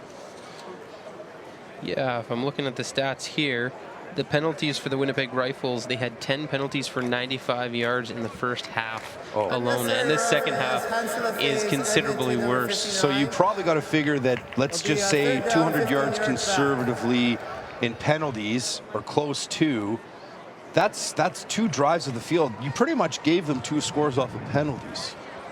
Yeah. Like, if, you know, when you're going back into it next week, you really want to drive home the point to your team. Like, you know, take 2 scores off the board right now, and you're still in a tight football game. So the Edmonton Huskies up by 28 late in the 4th quarter over the Winnipeg Rifles. Luca Capelli punts the ball. Kai Madsen on the return. Nice north-south return, gets about as much as he can, and goes down at the Winnipeg 37, 38-yard line. There's going to be a hold here. Andrew Ricard was mauled in the backfield by the up back for the Huskies. Holding was charged against the Huskies. So well, if there's one player out here who's not giving up, it's Andrew Ricard, making big plays here in the 4th quarter for his team, causing penalties, or whether it's a tackle for loss in the backfield. That's the type of play that your coaches are going to take note of, and something that he can be proud of, even in a loss effort. Yeah, and you know what? I wouldn't expect anything less from a kid like that, having coached him, having watched him at Elmwood. You know, really proud of the young man and football player he's becoming. He's exciting to watch, and he's got a bright future in this sport. So the Huskies, Luca Capelli punting again. Rifles with good pressure. No yards penalty called as Kai Madsen receives the bouncing punt. Sure sounded like that ball may have been tipped coming off of his leg. Maybe they got a hand on it. They were sure close. They were definitely close. There's a number of Rifles that were pressuring that punt. We have a injured Husky down on the field. Kyle Eckenswiller shaken up. It appears to be number 28, Kyle Eckenswiller. Say that 5 times fast. Yeah, no thanks. There's a couple of Edmonton Huskies players with some very interesting last names that I had to take a look at once or twice during this broadcast. Well, you know, I'm sure this isn't how the Rifles envisioned this game going today. You know, when you're looking at it from a coaching standpoint, lots of things that you need to tweak. Yes, well, we're going to see if there actually did get a hand on that punt.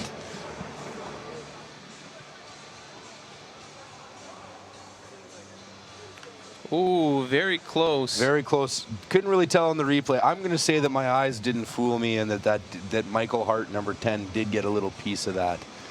Sure sounded like it. It didn't sound like it just came off of the foot like it normally does. It sounded like it. Oh, we got another angle. We have another angle. Let's see what it looks like. Oh, I think you can definitely see a change in the direction based on where his foot was intending to launch the football and where it ended up, and the fact that there was such a short punt. I think it's safe to assume that was at least tipped. That's what 15-20 vision gives you there. I didn't do that with binoculars or anything. Just boom. It was right in my eyesight, too. Good old Mark the Eagle Agricello on that play. Yeah, absolutely. Not to be confused with Jamie the Eagle Peters, but let's not talk about fantasy football right now. I'll start to cry on live air. Nobody needs to see a big man cry. But back to the Rifles. I mean, they got the cart on the field, so this isn't looking like this is going to be a quick injury, and it seems to be something up in the head, neck injury. So if anyone is tuning in, you know, we hope for the best here.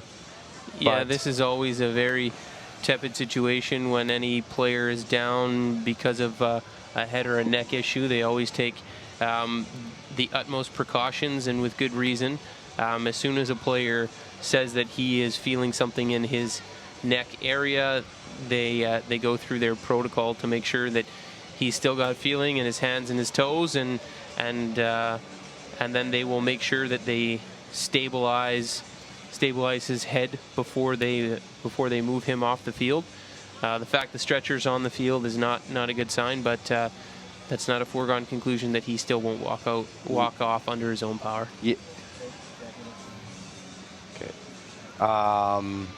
Yeah, no, I mean, at the end of the day, you got to keep the players' safety at the forefront. It's a physical game, it's a hard game, but you always want to make sure that the players are as safe as possible.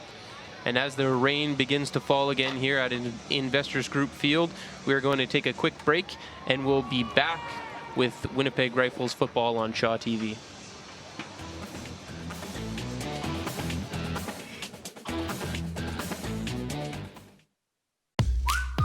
They enrich so many moments in our lives. They help us in ways we expect and in ways we count on every day.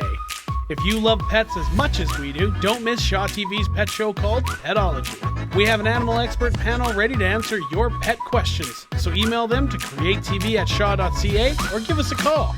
Don't forget to send us your pet pictures and videos too. Petology, Wednesdays at 7 p.m. right here on Shaw TV. I'm your host for today, Mike Valente. Welcome to Go Winnipeg. Kevin Hurstfield. I'm Blar Balstravich.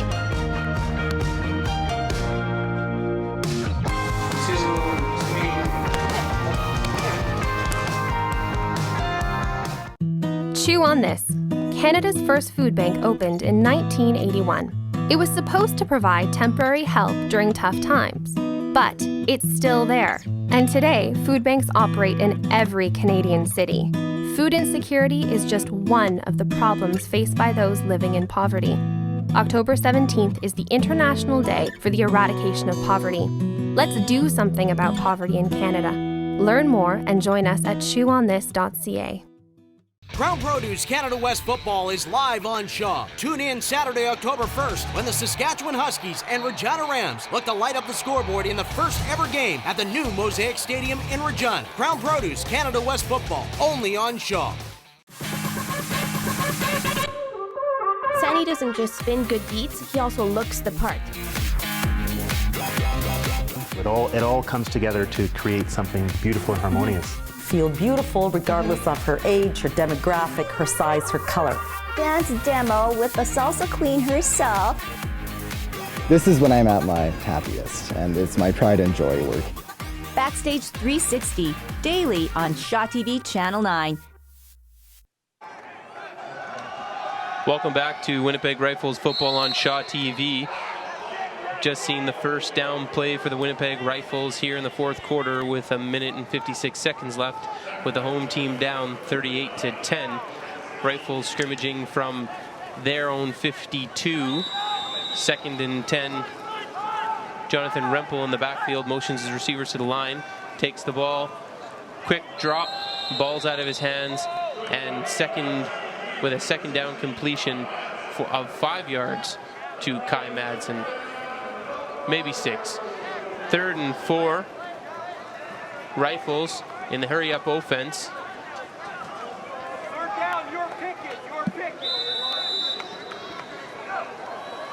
Jonathan Rempel back to pass, sets his feet, ball's tipped and intercepted by number 47, O'Shane Samuels. And rough night just became rougher for the Winnipeg Rifles quarterbacks. Hero O'Shane Samuels is just playing Jonathan Rempel. As you can see, he was looking for the short pass into the flats, and he did an awesome job of what's called gaming the play. He baited him. He baited Rempel to make that throw and made a great athletic play to finish. So, Huskies backup quarterback Michael Bourdon with the handoff to Huskies backup running back Brent Berzik. So the backups are officially in for the Edmonton Huskies. Well, Berzik's had a few carries today. They've kept him, pretty involved. And I have to say, I've been impressed for a backup running back coming in when Jimmy Airy is a vet who carries the load most days. He has shown a lot of flash and shows a lot of promise. Backup quarterback pulls the ball, gets strung out, and slammed to the turf as he is trying to stiff arm the Rifle defender. Flags on the field. It'll be interesting to see what happened here. If Josh Onabuchi managed to grab a hold of a face mask or if it was the other way around. We'll see. That looked like the right call to me just from where I'm sitting. That was a good distance away, but I felt like the quarterback, when he tried to straight arm Josh Onabuchi, got up in his face. And a good job by Onabuchi, maybe not. No, I believe that there's actually 2 penalties on the Rifles, 1 on the Edmonton Huskies, and therefore... Unnecessary roughness, Winnipeg 56. Unsportsmanlike objectionable conduct, Winnipeg bench. First down. Oh, ooh. Double trouble. Never good to see an objectionable conduct on the bench, especially at this time of the game. Well, the only person that should be taking that is the head coach. So if it was Jordy Wilson, I'll give him a pass. But if it was one of his assistants, you got to be smarter than that. Ball's handed off to Brant Berzik for a loss. Minute and 8 left on the clock. Rifles sure haven't made it easy on themselves today either, eh? Like the amount of penalties, the amount of missed turnovers. They lost the turnover battle. They had a lot of opportunities because of how many times 22 fumbled the ball on returns, but they just weren't able to capitalize. Yeah, they had their opportunities, especially in the first half. Oh, Josh Onabuchi gets through and drills backup quarterback Michael Bourdon on a late hit. Josh is starting to maybe lose a little bit of his cool at the end of the game here. Showing some frustration. And he's a veteran on this team. He actually made this team as a senior in high school. So he started playing for the Rifles when he was 17, as opposed to the standard age of 18. So one of, a very good athlete. One of the big knocks on Josh Onabuchi since I've known him has been his inability to keep his cool in situations like this. Holding. Edmonton. But a very talented player nonetheless. Number 63. We have unnecessary roughness, roughing the passer, Winnipeg number 26. Go up 5 yards, first down. At this point in the game, if you get a free shot like that on the quarterback, it's going to only cost you 15. It was clean. It wasn't dirty aside from the time on it, but he wasn't like he led with his head or anything like that. And it's hard. It's hard to, when you're blitzing, to change your momentum. And Brant Berzik walks in for the easy touchdown. Well, he got in there. Good for him. That definitely makes this game look a lot different now. Is that going to make it, if they execute the point after, 45-10? That puts them up by 35 points with 42 seconds left. Well executed play at the point of attack. The double team against the Rifles end on the right side of the line of scrimmage. That, and the Rifles were playing man coverage there, so they brought their weak side slot back across the formation there, and the halfback carried him. And essentially what happened is the linebacker tracking the running back actually was picked by his own crossing halfback going in motion with the slot back across the formation. It's a nice play concept by the Huskies offensively, actually. And the concept is only as good as the execution, and the execution there was great. Absolutely. And that's how you score points in football. Looks like the Huskies will be kicking off for maybe one last time. I'm sure a lot of people in the building are hoping it's one last time. Probably some people on the sidelines actually are hoping that it's the last time too.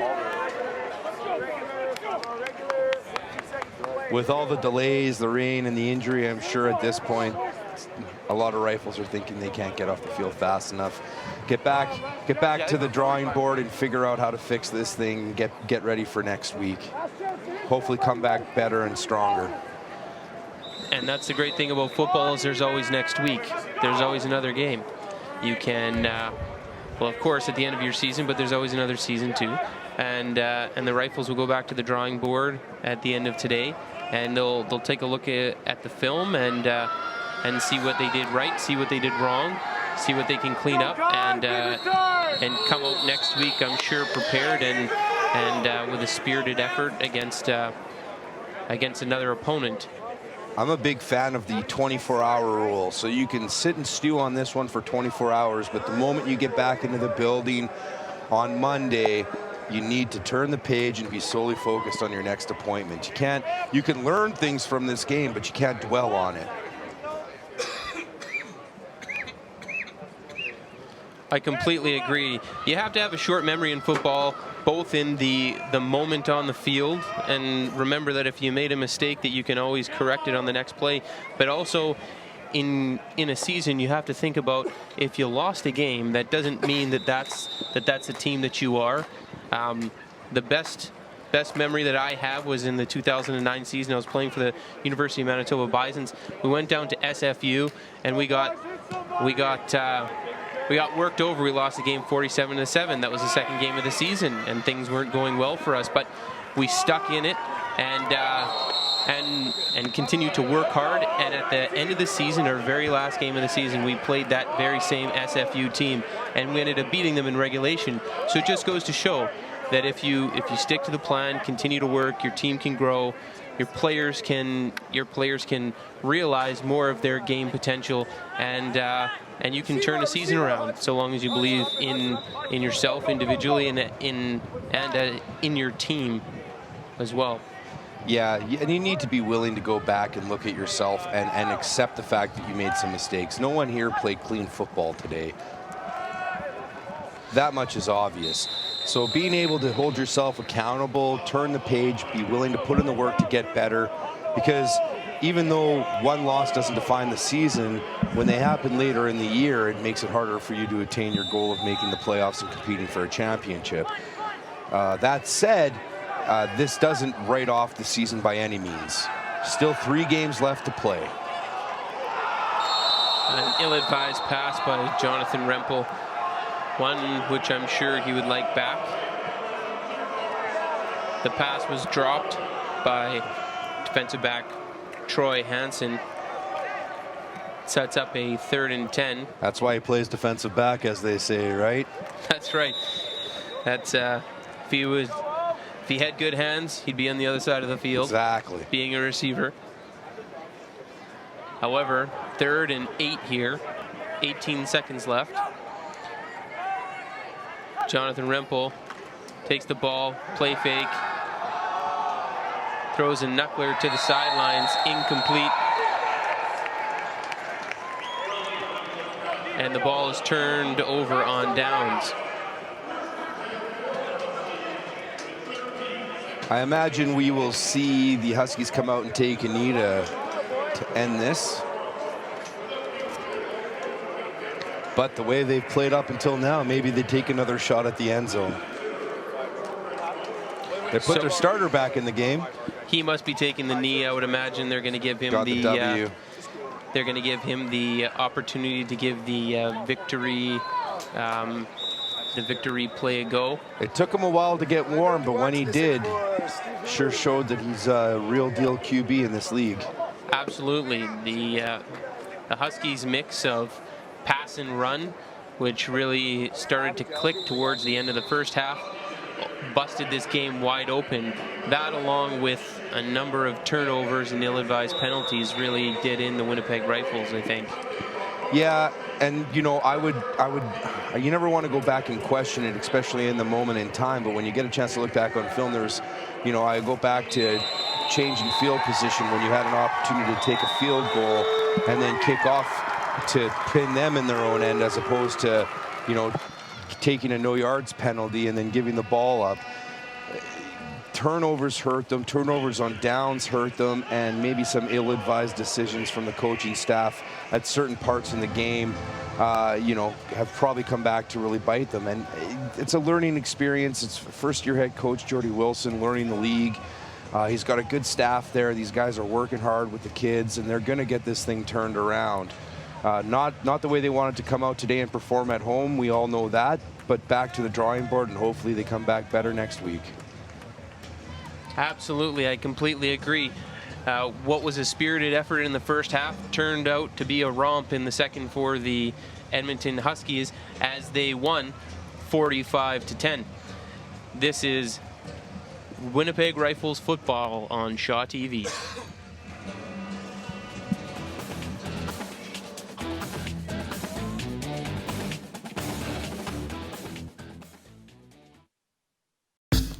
Painting.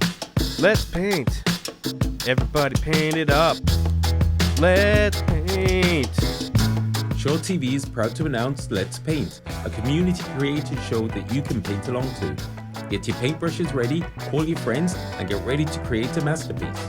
Winnipeg artist Rachel May will guide you through a few of her signature creations on Tuesdays at 8:30 p.m. right here on Shaw TV. If you want to paint along with Rachel, you'll need a few supplies. A 12 by 12 canvas, bright colored acrylic paints, and don't use the expensive ones, you don't need them.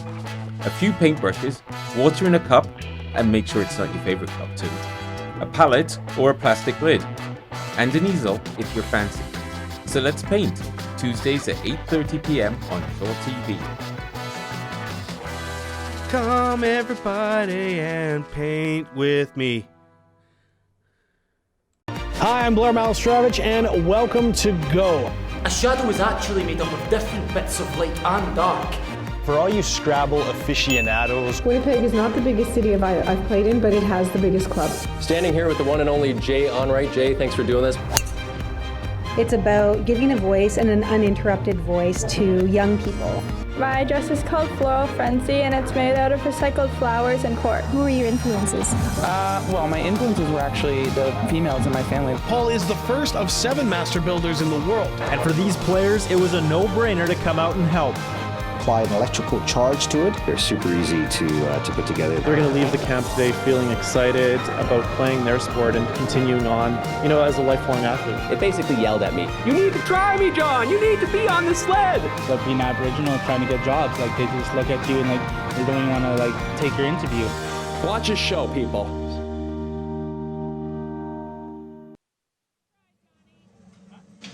Hi, welcome back, everybody. And our game, which featured the Edmonton Huskies beating the Winnipeg Rifles, has just ended. This means that, of course, the Winnipeg Rifles are now 2-4 in the standings after 6 games of conference play, and look to rebound next week. The Edmonton Huskies, of course, finished 3-3, and they'll play their crosstown rivals in another spirited game in Edmonton against the Edmonton Wildcats, as they're 3-3 and now one step closer to their playoff hopes. With that being said, let's send it back down to Mike on the sidelines with the player of the game. Thanks very much, guys. I'm here with our player of the game, quarterback for the Edmonton Huskies, Brad Lawnard. Brad, for a game that started pretty slow for 2 teams here, you guys certainly made your way into the end zone more than a few times. How did it feel as the game kind of got going there? It was frustrating early on. We thought we should have been putting up more points, but once we got rolling, it was nice. Once you get in the end zone, it's nice to just keep going back there, right? So, it just started to roll from there. Coming into tonight, a few key injuries on your defense. A comment on them. They really stepped up. Yeah, our defense has been great all year. We're in games because of them, and they helped us out a lot today, so they got us the ball. They're playing awesome all year, so yeah, it's great. Absolutely. Shaw TV is doing the broadcasts, of course, tonight. You were just mentioning to me off air how great it is to play in this stadium. Yeah, a facility like this is awesome for guys like us to play. Especially for us, we come from a town that we don't get to play in a stadium like this, so to play in here is pretty cool. For sure, absolutely. When there is a rain delay in a game, does that disrupt the momentum? Is that a nice breather? How do you assess that? Well, last week we had a rain delay actually, so it was kind of common for us. Now we kind of had our feet wet in it, so it was a little bit more normal for us. But the first time, it's kind of weird. None of us have really ever had it before, so just staying loose and staying focused is kind of the key. A lot of smiling faces on the sidelines as the game ended there. A huge win on the road. You got 3 games left. How's this team feeling? We're taking it one game at a time. every game for us is a playoff game. We got to win every game. So that's our mentality going into the next 3 weeks or whatever we have left, and we're just going to keep going until treating them like they're playoff games. Appreciate your time, Brett. Yeah, thank you very much. There's the player of the game. Back to you guys. Welcome back, and we are now going to detail the play of the game. And this play was set up by the individual that Mike has been interviewing on the field, and Brad Lonart, with a great play fake, fools the entire Winnipeg Rifles defense and lofts an easy pass to Grimolowski for a walk-in touchdown. That was the play that was the Shaw stamped play of the game, as the Edmonton Huskies went up 15-7 at that point and put some distance between themselves and the Rifles for the remainder of the game. Yeah, they ended the half with a score and started the half with a score, and that was the telling tale right there. Yeah, and I think that when you're in a really tight game, sometimes it's that type of play that swings the momentum, and as the Rifles were not able to counter back and kind of gave them a couple of short fields to work with there in the third quarter, that was the easy way for them to walk into a lopsided win such as it is right now. I agree. And with that being said, we're going to send it back down to Mike on the sidelines for some final words. Thank you very much, guys. 45-10, the final score. Before we go, we want to take a look at the updated standings right now. A huge win for the Edmonton Huskies. They leapfrog the Winnipeg Rifles here tonight. A huge road win for them as well. And moving on, they're really going to, there you see it there. Calgary, of course, at the top. They're perfect. Saskatoon Hilltops after that. And to leapfrog on the road with a huge win, that's really impressive from this team. There were a lot of smiling faces on the sidelines, like I was just mentioning with Brad Lonart. And on this side, the Winnipeg Rifles side, a lot of frustration for sure, only registering 10 points in the entire game. All right, the next 3 games for the Winnipeg Rifles looks like this. October 2nd, they'll be in Calgary. October 8th, they'll be in Edmonton. 2 Alberta matchups, so a rematch on October 8th that we just saw tonight. And then they will close the season October 16th versus the Saskatoon Hilltops. That will be at Charlie Krupp Stadium, not at IGF. And then the Huskies side, their remaining 3 games look like this. October 1st versus the Edmonton Wildcats. Then the Rifles, as I just mentioned, on October the 8th. And then they close the season versus the Calgary Colts. All right, that will do it for our coverage. Thank you so much for joining us. It's been a pleasure to broadcast this game here for you tonight. For all of us here at Shaw TV, I'm your host, Mike Valente. So long.